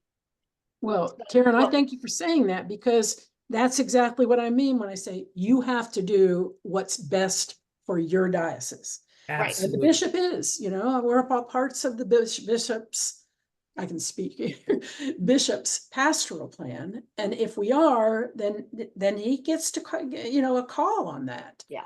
And I don't know that every bishop in the country would do that, but if he did that, that's what you need to follow. We're in a position. It's one of the reasons, Nina Joe, too, that we expanded a lot of our committees within the secretariat umbrella with new, fresh blood, so that those of us in these positions can continue to do what we've been asked to do, but we're bringing in fresh ideas, creativity, fresh new blood, at the same time. Well, I and guess I that was just, you're my not the point. only one, because I'm looking at a comment that Joy Bauer made that says our secretariat and servant community in the Heartland was merged, with Mm. Kansas City and, I mean, with Kansas and Missouri. So, yeah, it's like, And, This and I'll just also go on to say that because we're a pretty stretched out diocese geographically as well, like so many. We have a lot of distance, but we've divided our diocese up into sectors. mhm, And within those sectors, we have some very, very active Cursillo churches. And within those parishes, there are great leaders that are a part of the servant community. And we interface and work with them on fourth day events, et cetera, et cetera. So okay, cool. Well, and just so those of you who don't know have a frame of reference. I've worked very closely with Karen for a number of years now, and I know how she leads. And she leads by example, but she's one of those people who has no reservation about accepting really good ideas, regardless of from whence they came. So that kind of leadership grows even though the particular designated leader is the same. And that's exactly what Nina Joe's been talking about and what I've been talking about. You kind of gear what you do to the needs and the skill sets within your particular environment to include, obviously, the ultimate spiritual direction of the bishop. Roberta, you were trying to say Yeah, something. I have a question. So I'm with Heartland, and Joy's comment, we had to merge the two because we didn't have enough people. We don't have enough people to fill our secretariat. We have 3 positions. That's common. That's But common. what I wanted to ask is, does anybody have any ideas for us on how to recruit people into these positions? I mean, that's where we're really struggling, is recruiting people into, we get them through the weekend, everybody had a great weekend, they go back to their churches and they're very active in their churches, but they forget about Cursillo. And we're struggling with how to get them back involved with us and get them to others to step up. And I was wondering if anybody has any ideas for us. Yeah, Because I got one, number one, request an ECLW. All right, because you're going to get people there that get interested in the running of it, which is what this workshop does. Not this one, but if you put one on. All right, and so that would be step number one. And then there are lots of others of you all might have some other suggestions. Well, and I would remind everyone, and Roberta and I have had this conversation in the past too, but I would remind everyone that Cursillo, the ministry, is designed to develop Christ-centered leaders, not Cursillo leaders. It doesn't, they come out of a great Cursillo weekend and they've really loved the Cursillo experience, and they end up being head of a food pantry, or they end up doing something in the church that is not Cursillo related. That's a Cursillo success. Mm-hmm. For sure, that's what the ultimate underlying message is. Absolutely. Develop Christ-centered leaders wherever they serve, Right. and in whatever capacity. And that obviously doesn't address or solve Roberta's recruiting question or recruiting concern. My one question to Roberta would be, who and how are you asking? Okay. Carol? Well, Yes. Roberta, I want Roberta to come back in with an answer Rob's question, because I think it's critical. But I can affirm what Roberta was saying. We were weakening going into pandemic, but pandemic cut off everything. Everyone stopped coming to everything. End of story. Cannot fill positions on the secretariat. And if you ask me the same questions, I was on the secretariat for 6 years. That's more than any human being should have to be on a vestry or a secretariat. And then the next thing is I did everything. I contacted person to person people that I'd served with that I knew that were committed and had the skills to do these jobs. I went back to people that had done the jobs that cared deeply about Cursillo, but they were now retired and didn't want to do that. And I put up all kinds of, we have a website that sends out to over 1,500 people, a newsletter, and begged for people to come on and gave them job descriptions and what jobs needed to be filled, and had zero. Okay, Zero. Father Bernie, you had your hand up? Thank you. Yeah, thank you. I think Ellen was first, though. And see, I didn't see the hand, so. Okay, I think Ellen's And I've first. only got one screen, so go ahead. You go ahead and I'll go find the other one. Okay, just basically, you may have already done this, Roberta, and that is start with intentional prayer. Get all the Cursistas you have in your diocese and ask them to intentionally pray every day for God's guidance to present the doors. That's where you need to start, in prayer, and God will open those doors for you. But you all have to be intentional, asking God to show the way, and it'll happen. And I'm going to add this because of what our job is here. And Ellen, I'll get to you right away, okay? But this is the kind of thing that will happen when you're having an ECLW, is somebody will ask a question like Roberta just asked, and then you go with the flow of it, okay? And that's the positive thing about this newer model that Rob and I have been doing, where we sit and discuss with you as opposed to giving the speech and then doing table discussion. So Ellen. Yes, so our secretariat has been thinking a lot about how to strengthen our fourth day and how to rebuild a servant community. Now, like you all, the pandemic really blew us out of the water, but we did start right away doing Ultras on Zoom. And we have continued to do that. We've only had one in-person activity, which was a hybrid of a DDU, which was great. But people really enjoy the fact they don't have to drive a long way to come to an Ultra. So we're doing the Ultras.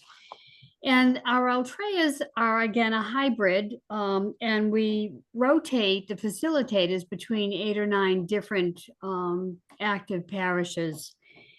And so what we were thinking about is inviting the person who's going to be the facilitator for the next Ultra to come to our secretariat meeting so that they could get a sense of what we do and how we're thinking about the future, to try to get them in the back door in terms of helping us to restructure a servant community. So we're just starting that, so we'll have to see how that works out. But we're hoping that by doing that, we can get more people realizing everything that the Secretariat cares about and is committed to doing. Okay, all right. And these are the kind of things, as I said, that can come up, you know, and you may spend an hour doing that. And then you might get to something like the fourth day first, which we all know is part of it, right? And they don't have any questions or comments. So this is how the dynamics of a more discussant approach to doing an ECLW can do. It comes up in the other models also, but this is why I personally like the discussant model better than the stand up, give a speech, sit down, talk table, you know, and that sort of thing. So it's just my preference, but might not be yours. So Rob, you're next. Before we go on to the next talk, that I would just like to point out, and Father Bernie's really good about focusing attention where it deserves to be attended. Yes. But if you look at the Cursillo model, and the method and the success it has generated, there's a reason why piety comes first. There's a reason why prayer comes first. Yes, So yes. Father Bernie, your point's well taken. Okay.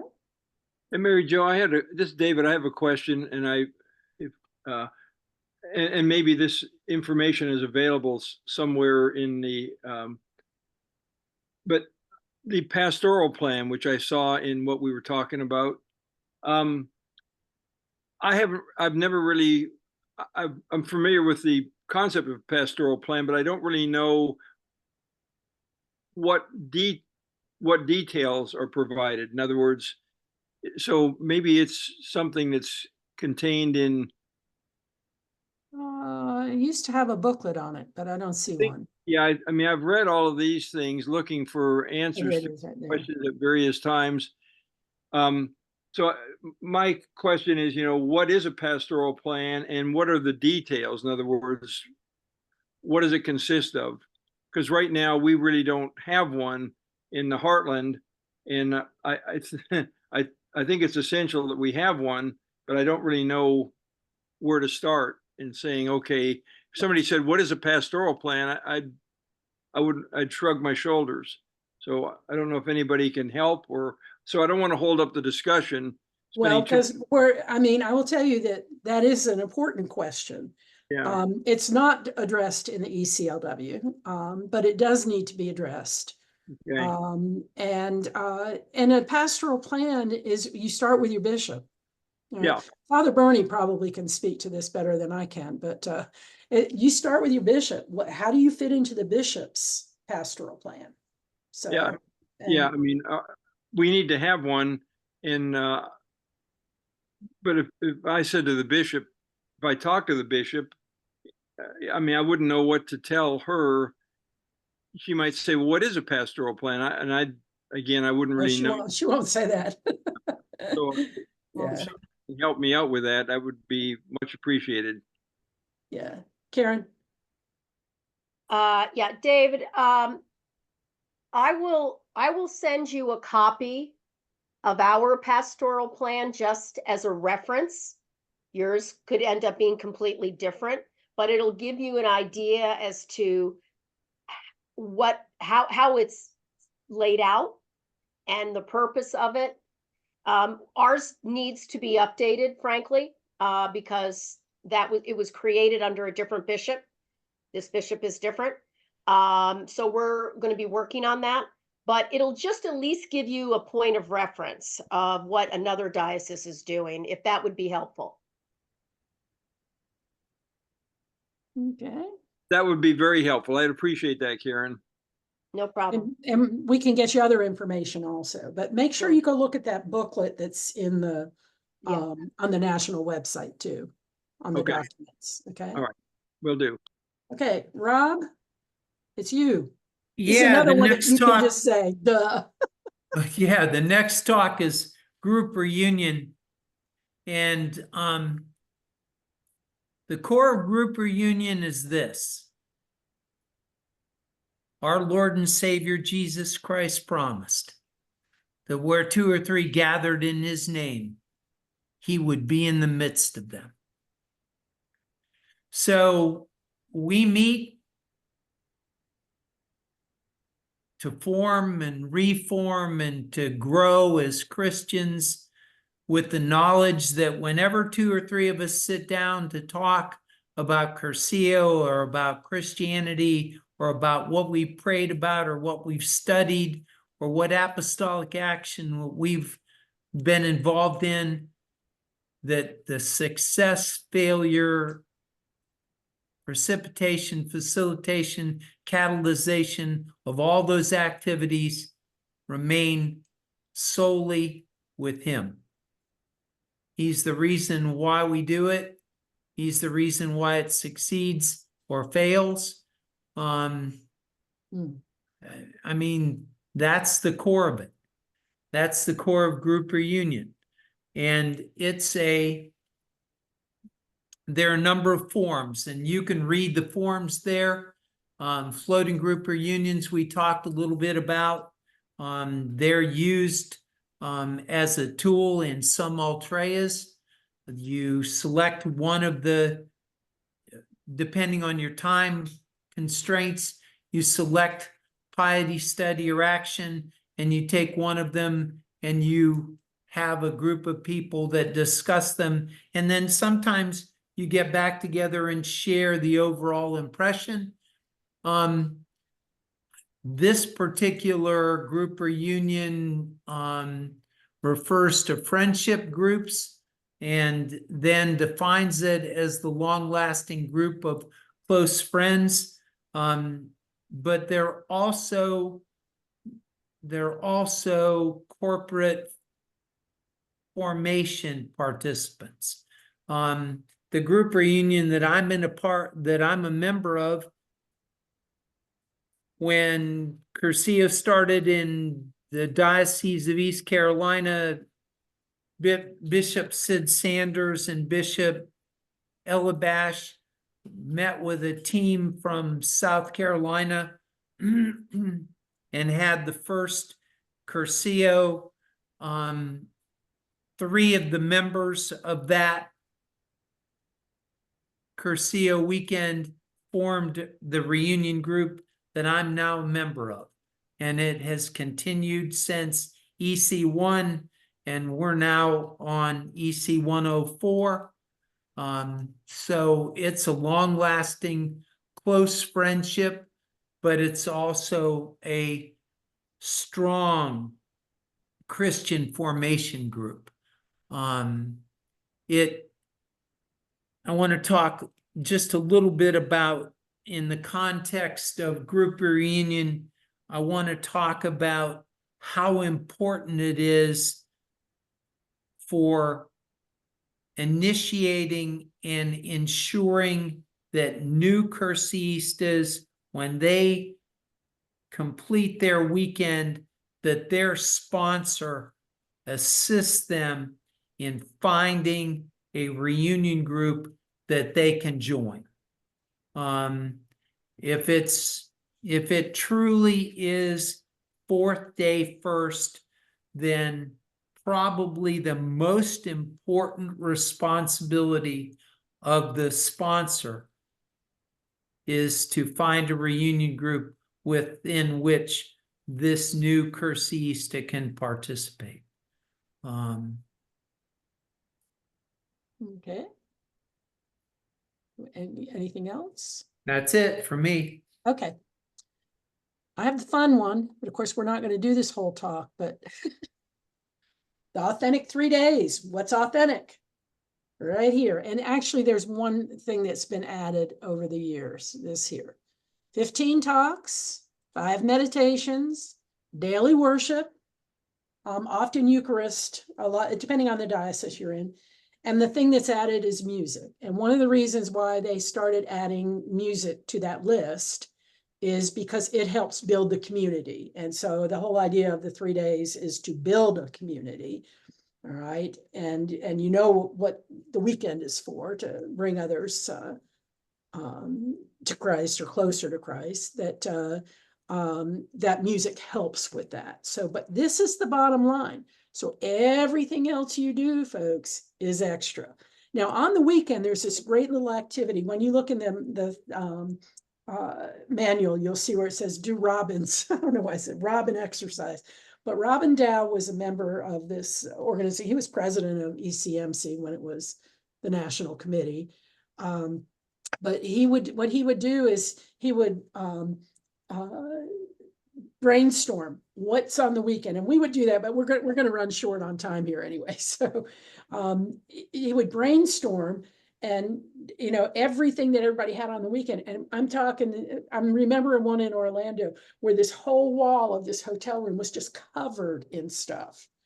And it was great then, because this guy was really very funny, and he would do things that, like, oh, my heart is where, so, but he went and ripped all the sheets down. It was like, none of this is required. All right. The only thing that is required is this. All right. And we have found out over the years that when there is too much extra put in, all right, that the message of the weekend gets lost because the message of the extras comes to the forefront. All right, such a, an agape. I think everybody has, a party or an agape meal or those kinds of things. Doesn't mean that you take them off. It just means that they don't become the focus of your weekend. So the authentic 3-day weekend does this, and these are vital elements of the weekend. You see music is down here. But most folks have moved it up here to the actual requirements. But these are the other things. Palanca is prayer and sacrifice, not as little knickknacks, which you'll hear some people say that's what, those were the most important thing to me. Excuse me, if those were the most important thing to you that you got out of the weekend, something's missing. Okay, so, I mean, they're great, but they are not the most important aspect of the weekend. All right, and then it talks about the schedule. That day 1 is faith and proclamation, and those are the talks that go with it. Day 2 is conversion and the talks that go with it. And day 3 is projection. And those are the talks that go with it. Some of you have gone to 2-day weekends. So the whole faith, conversion, and projection gets kind of combined together, and so that you don't get that the same 3 days like that. So some of these talks get connected to the day 1, and Sunday, when you do a 2-day weekend, when you start on Friday night, it's a lot of talks in a day, because you're talking about 7 talks in a day and 8 in one day. So and then here, the rule of life, group reunions, ultra, and spiritual direction. And Rob's going to talk about the rule of life and spiritual direction in, I think it's the next talk. But, and then you also talk about ways to evaluate your weekend and how good the weekend is. So, doing an inventory of what you have on the weekend, and how good is how healthy is the 4th day in your diocese. But this is this here is a tool to demonstrate. It's the Robin exercise. So, doesn't mean you take things off. It just means where you put your emphasis becomes important. So, and one of the things that we have also found is that it is extremely important that these people get rest. All right. And so there needs to be some downtime. These are adult learners, and adult learners do not go nonstop from 7 in the morning until midnight very well. I mean, y'all are adults, so you know that, so. But this is the authentic 3 days weekend schedule from the library there's a booklet on it on the website. All right. And so that those, you can look at those. What we're not doing, this talk does not do is it does not tell you to stop doing something. All right. This is not a idea where we come in and say, this is how you do it. This is material that you need to look at and say, what is the most important? But you can't take off. There are 3 things that you can't take off, and that is the 15 talks, the 5 meditations, and the daily worship. And there are some folks that have combined talks together, and there's some talk about whether or not that's a good idea or not, especially the dioceses that went to 2-day weekends. A lot of them combine group reunion and Ultrea together, which are the 2 of the most the strongest things that we want to come out of the 3 days.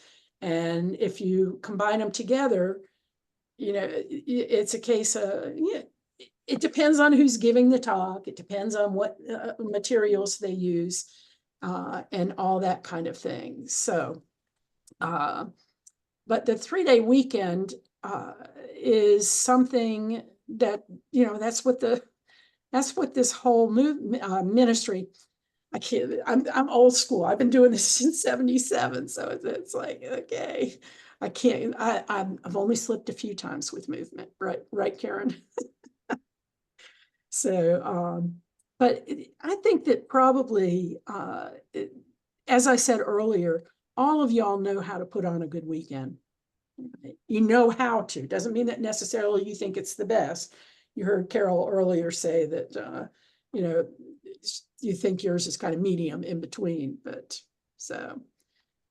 But this talk, usually, by the way, it doesn't matter whether you're doing it as a discussant type model or the 3-day model where somebody gives a speech and you do table discussions and then you do the next speech and table discussions. It is the talk that usually brings the most discussion. So, and because oftentimes people think that you're saying, oh, well, we can't have the party on Saturday night. Or we can't do this, or, you know, it's not saying that at all. It's saying that the emphasis needs to be on these here and music. Go down to, so. Okay, questions or? Most of y'all have probably heard that lecture before. Yeah, yes, Ellen. I have a comment. We just in general for our weekends are encouraging more discussion in the talks and not just talk, listen, but during the actual talk. And you can trust people to make sure the most important elements of that talk are covered. But that just has moved us away from candidates listening and staff presenting and have the whole weekend be more interactive. It's worked really well. That's good. That's what we've done. Ellen? I just wanted to say that for our last weekend, there was a lot of talk in the team preparation process about how Saturday evening party is disruptive. It just throws people off of the spiritual mindset that they're at, and then to all of a sudden you jump into this party. And so what the assistants came up with was an activity for Saturday night, which was making Anglican rosaries. So it was a crafts thing, so it was hands-on, but it was still keeping people in a spiritual kind of vein, and yet it was different than listening to all the talks and stuff. And that really went over very well. And that's great, but keep in mind that's an extra. Okay, because that's not part of what's required to be on the weekend, but right. It sounds like it was a great success. So, it's a substitute. That's the point you make. For the party. Yeah, but the thing is that the party isn't a necessity either.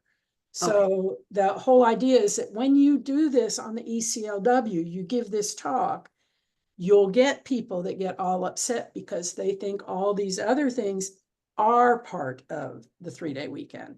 So that's the point there. No, that sounds like a great craft. I like to do crafts, so I would have liked that. And I'm not much on the party because it's Carol, and then we'll move on because we're going to run out of time. Okay, real quickly.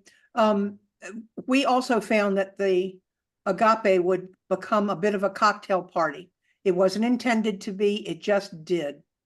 And so to try to put some focus back on that, we also had a healing service that traditionally took place immediately after the sacraments talk, so that you would have healing and then Eucharist, and those were the sacraments. And isn't that clever? And isn't that, it ties in nicely. But what we did to try to get more time in the schedule for discussion, we took the healing service to the evening, put it in a very spiritual environment, and the agape was set up in the center of the room after the healing, with everyone watching it being set up. And then we had an agape time frame with an explanation of what it was. And that took our focus. It also gave us more time during the day for discussions. And I'm really crazy about it. And everybody else in the diocese didn't like it at all. So, you know, we had to let it go 2 ways, you know? Yeah. Okay. I think you all get an idea of what can happen if you're actually putting on an ECLW and you get to this topic. So just as a heads up, this is the topic that often everybody has to talk about, and you get this picture of what goes on in other dioceses, especially if you've had people move into your diocese and they're at the ECLW, or you've invited people from outside of your diocese to come to your ECLW. So, okay. Rob, you're next. Pre-Cursillo. I'm next, and pre-Cursillo, in all honesty, should have preceded the in my mind, should sequentially precede the authentic 3-day weekend. This talk should come before the authentic 3-day, but that's not the We can move it. in which it was We're designed. more flexible these days. Yes, so if you decide to tweak it and you're doing all the talks, consider putting this one before the authentic 3-day. My wife didn't want to be a lay rector. But when she decided to be a lay rector, she said, I'm going to do my very best to design a weekend where each and every one of the activities is designed to continue the participants' formation in the area of spirituality. So the agape meal, for example, that Ellen talked about was an instructed agape, led by the spiritual director with minimal eating and drinking. It was designed to talk about what the agape meal really meant to the early Christian community. In this particular talk, the aim is to change the world for Christ by changing our environments, and you can read all the first 3 of those goals. I agree with Nina Joe, put first things first. I'm not even sure what it means in this context. But now I want to take you back to the question I asked. If you were a lay rector and you received an application from a person of the Jewish faith, what would you do?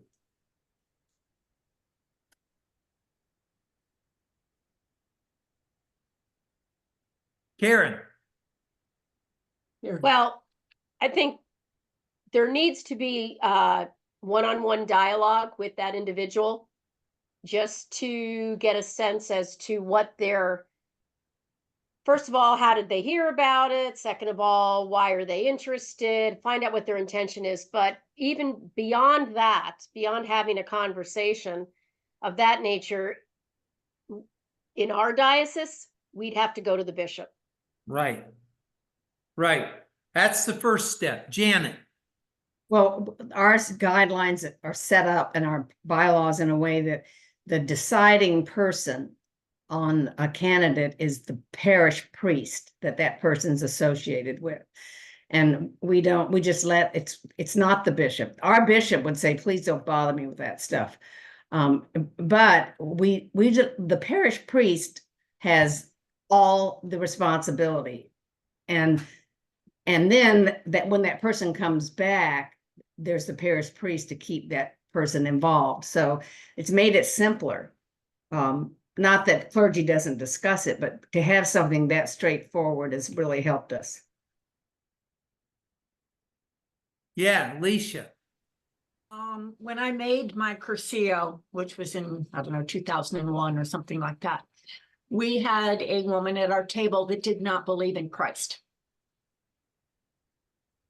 So she wasn't Jewish, but she didn't believe in Christ. And so everybody kept coming up to our table and pulling us aside and asking us, was it disruptive? And actually, the person was not disruptive, but she left believing in Christ. So I'm just going to put that out there. And I know it's up to the rectors and the bishop, but Carol. I like that, Alicia. Thank you. Carol. We have a 3-part application that requires sponsorship, clergy, their parish clergy approval, and then the individual that wishes to attend.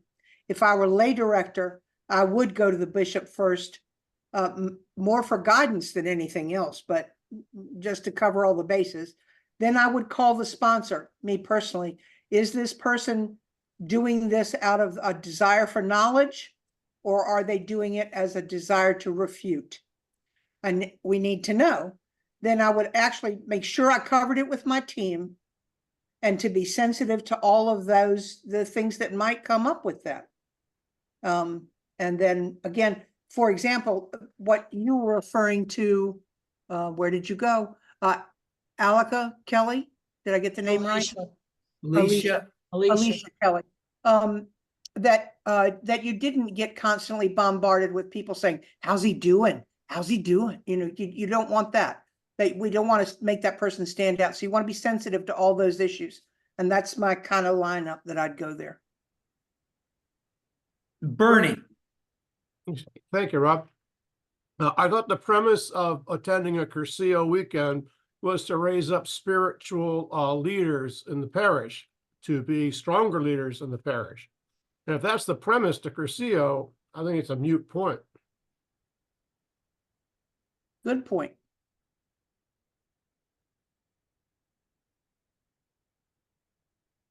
We want to be inclusive, but in this case, is there going to be, after we've talked to all those people, a reason to accept this unusual case and let it unfold in God's time? Yeah, and the reason I asked that question, the reason that I posed that question is those of you who are familiar with Lauren Winner, if you know her story, she was raised in the Jewish faith, went to a Christian service, was intrigued with the concept, and is now a world-renowned Episcopal priest and author, who cites that particular experience as the reason for her transition. So I think there are real reasons to look at issues of inclusivity and not reject or accept based on a particular idea or a particular premise, but to look at all the possibilities that exist and determine whether or not that's a real opportunity for growth in Christ for the individual, or whether or not it's not a possibility in that venue. Bernie. Yeah, if you're going to make that statement, then you're going to have to revamp the purpose of Cursillo as understood presently. Not that I'm opposed to that, but the point is that's not where we are as far as our official weekends standard for attending. That's a discussion, Bernie, you and I'd have to have sometime, and I don't want to take up a lot of time out of this group's time today, but I think there's a possibility that you may be doing just what that purpose says. That you may find yourself really developing Christian leadership where there wasn't any beforehand. But that's conversation for you and me. The other thing that I wanted to focus on with the pre-Cursillo is, again, sponsorship is critical.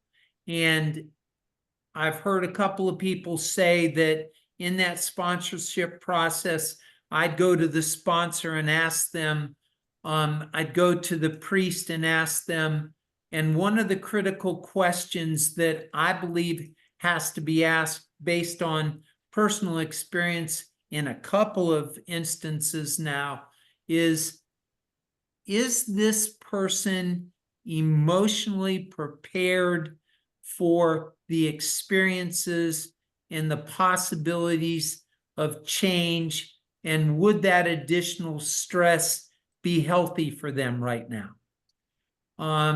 because we've had a couple of instances in our diocese where people came to Cursillo for all the right reasons, but the experience was so incredibly stressful for them, given all the other experiences in their life at that point, that it really wasn't productive for them. It wasn't a good experience.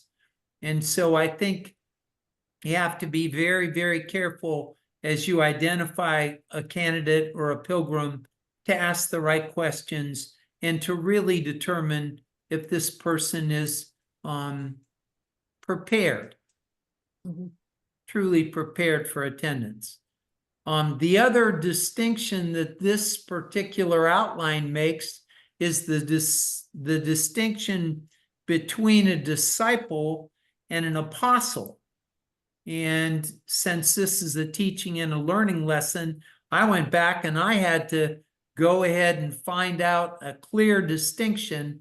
And the distinction is that a disciple is a student or a learner, and the apostle is one who is sent, implied in the message, sent to teach the gospel.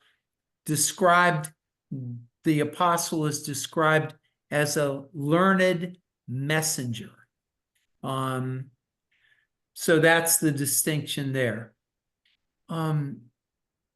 I would call your attention as you look over this outline to all the responsibilities for a sponsor, the be a friend to the candidate, the palanca, and the palanca being not knickknacks, as Nina Jo said. And then I'd add one at the end where it says sponsorship does not end with clausura. Then I'd add another one for number 3, and it would be get them involved in a reunion group. Okay. Questions?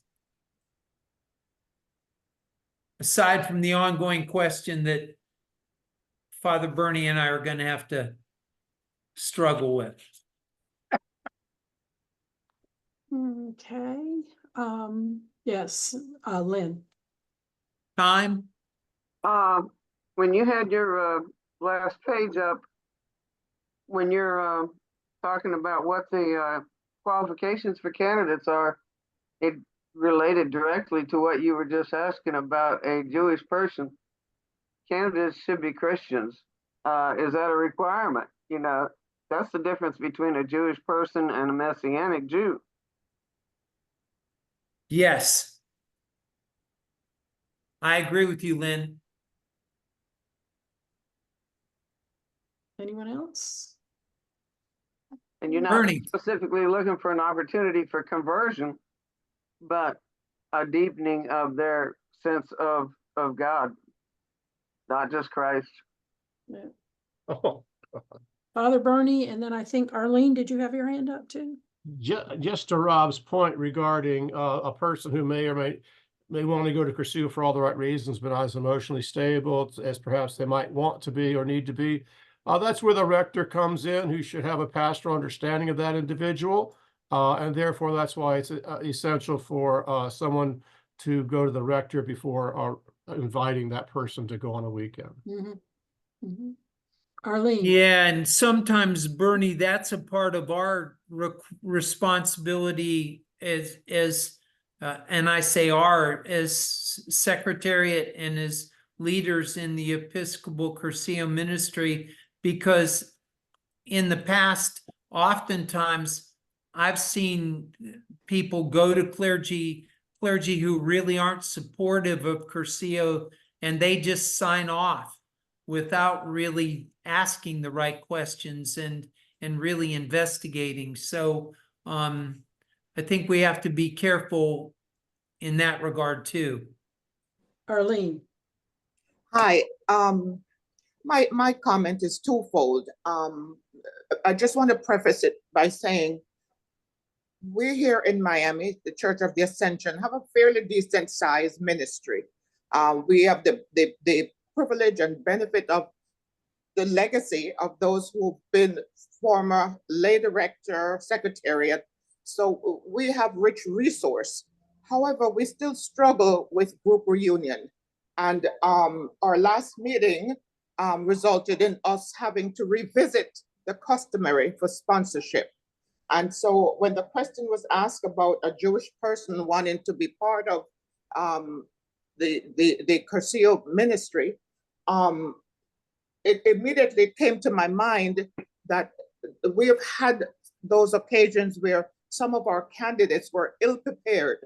And so when you look at the customary, I wasn't sure how to answer that question, Robert. But nevertheless, we had to revise the customary so that there was a better understanding of the responsibility of a sponsor, not to leave their babe chicks out in the field, to make sure they stay with them for at least 6 months to a year and make sure that they're in a reunion group. However, our church being an elder population, we've lost some to church triumphant, we've lost some to attrition, and so we're kind of rebuilding as it is right now. I'm an outgoing parish rep. 2 of our new, thank God for them, volunteers will be installed tomorrow as new parish reps. We have a priest in residence who's very involved in our ministry. She's our spiritual director. And so it was her suggestion that we look closely at the sponsorship and revise it so people who we recruit will be more prepared. And so that's my response basically, and my thought regarding Robert's suggestion and question. And I think I need to be real careful here, and I need to clarify something. I ask these questions to generate conversation and discussion and to make them thought-provoking. I'm not sure in that instance, if I were the lay rector, what my response would be. It would take some real soul searching, because I don't want it to be a detraction from the Cursillo ministry and what's going on in the formation of individuals during the weekend. I would have to be sure that it wasn't going to be a deterrent and that it was going to be positive, not only for the one, but for the many. Mary Lynn had her hand up, and then David also, I believe, said something, and then we're going to move on. Okay. This is pertaining to somebody not emotionally prepared to go to a weekend. And after seeing that on a weekend twice, I did, and also as a Cursillo rep at my parish, I did talk to the clergy about this, and yes, they are going to sign off of it. But it is to be my responsibility to make sure that they are stable. So if it's my responsibility, and I have to make it my business, then we're missing a step. The person who is the sponsor would have to be responsible of that, and we'd have to make sure that they're choosing a person correctly, and that they're not just grabbing people. And I wouldn't know how to make that my business for the sponsor. Okay. And David, and then we'll move on to the next talk. Wow. Actually, my computer ran out of power, so I don't know if I had a question, but I missed part of the discussion, and I won't take up everybody's time having you repeat what you've already said. Yeah, we don't have time. So. Yeah. But they are recording this, so we should be able to get you to see what you missed. Okay.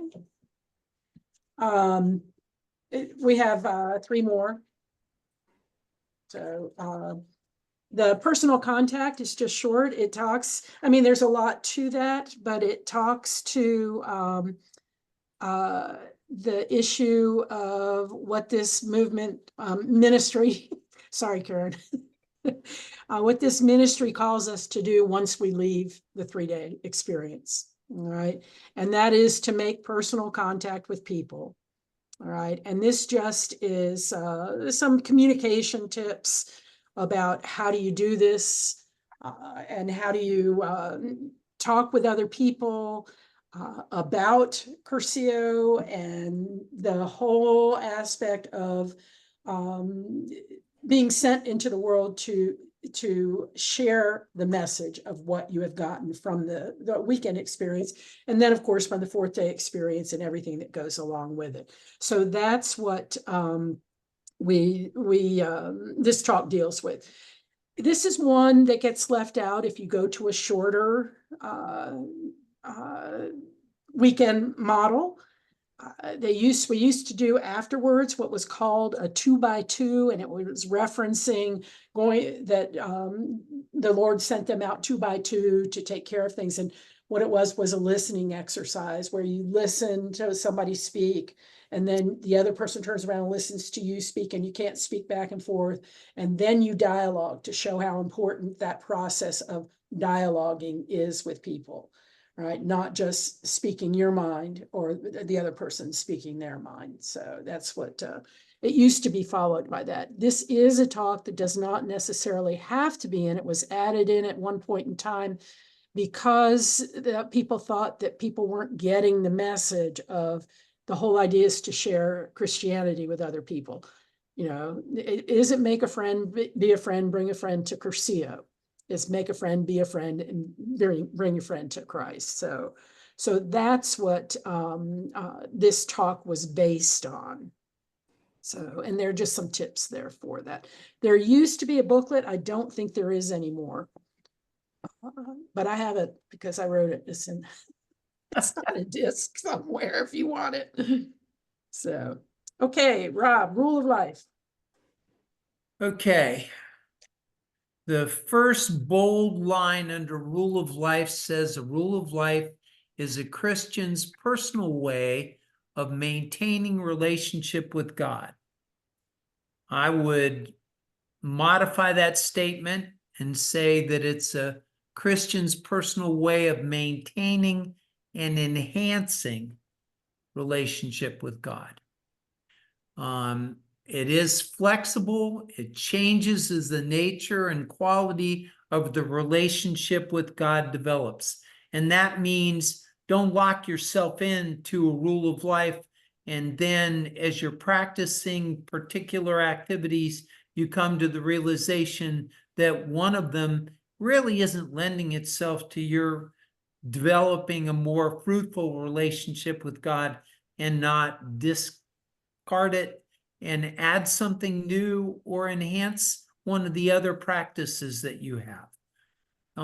If you look at the old reunion group card, it says piety, and then it asks the question, with what spiritual aid have you nourished your vital union with Christ this week?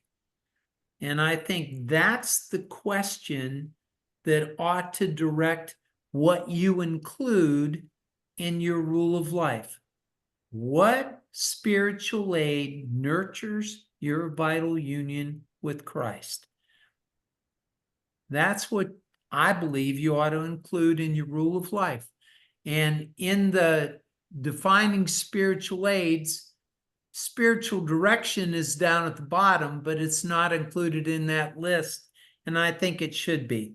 It's a really important activity that really benefits a number of people, as it has benefited me.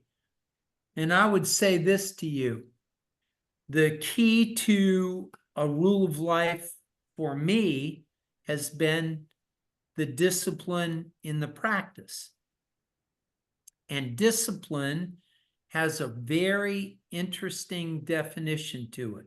In this context, I believe discipline is maintaining firm, consistent, loving boundaries.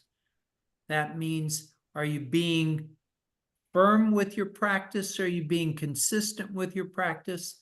And are you lovingly applying them so that it doesn't become an obligation to do it where you're just checking a box, but you're doing it for a meaningful purpose of forming and reforming your relationship with God? At all? Okay. This is really brings closure to the material that you will present. And it just is a talk that's designed to talk about being sent into the world to be better Christians or Christian. And it's really to be a narrative, a storytelling about how somebody who has been active in the Cursillo movement has moved, all right, through the movement, and this is what they're doing. Now, Rob just mentioned a few minutes ago about how somebody has, maybe somebody's working in a food bank now, but they don't go to anything for Cursillo, but that's a success story. So what this one does, though, is because you have leaders on the team, and they are people who work within their diocese usually to be leaders. And so it's really a storytelling, this one is. But these are the things that storytelling aims to talk about, all right, about how you're changing environments, all right, and then, of course, about piety, study, and action.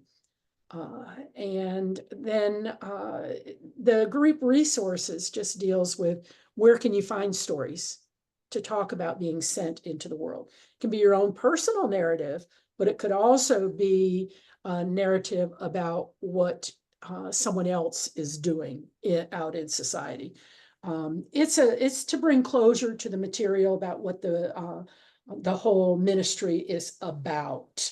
And so it's more a personal, I won't necessarily say testimony, but it is a narrative about what people are doing out in their environments. So, and it brings closure. Okay. Although there's one other one that brings closure, and that's just the job ahead. And this you do at the very end. You can do it as part of the weekend, depending on whether or not what model you've decided to use. If you're using the 3-day model, you do it there, because then you're going to go into groups to work on these things. Or you can give it as you send them on their way, if you're using one of the models that is shorter, like a 1-day, or the discussion approach to doing this. So this is just pulls closure and says, this is what you need to concern yourself with after you leave this ECLW. Tells you where there are some sources that you can call on. Right here tells you what the purpose of I hate this cursor on this computer, what is what hopefully the people that come to your ECLW walk out with. So, Rob, what would you like to add? I'd just like to call your attention to the third bullet under essential principles. First things first. The job of the Cursillo ministry is to build Christian leaders who will help to transform environments and claim them for Jesus. Wherever you find yourself serving, in whatever capacity you serve, you have an opportunity to impact that environment. And if you go in with the context of, I belong to him, and I want others to know that I belong to him, you'll have that impact on the environment in which you serve. Okay. And then you can, if you want, especially use the 3-day model, a diocesan work session follows this talk. And that's where people can sit down. You all had a lot of questions about servant community. That would be a time where people could sit down and work there at the end of all the talks, at the end of the actual workshop, and talk about what do we want to do about servant community? What do we want to do about this sponsorship? All right. And so that they get a picture of what are they going to do after they attend this workshop. So, okay, and that's the material. let's find out. Next week, we had designed to be a question and answer session. And we'll bring up some topics. And no doubt we'll go back to the ones that got a lot of discussion here. Because that's where you're going to have, if you put on an ECLW, that's where you're going to have the questions. So it would, some of you all said you couldn't come next week, but a lot of you all did say you were coming back again next week. So Rob, what would you like to add?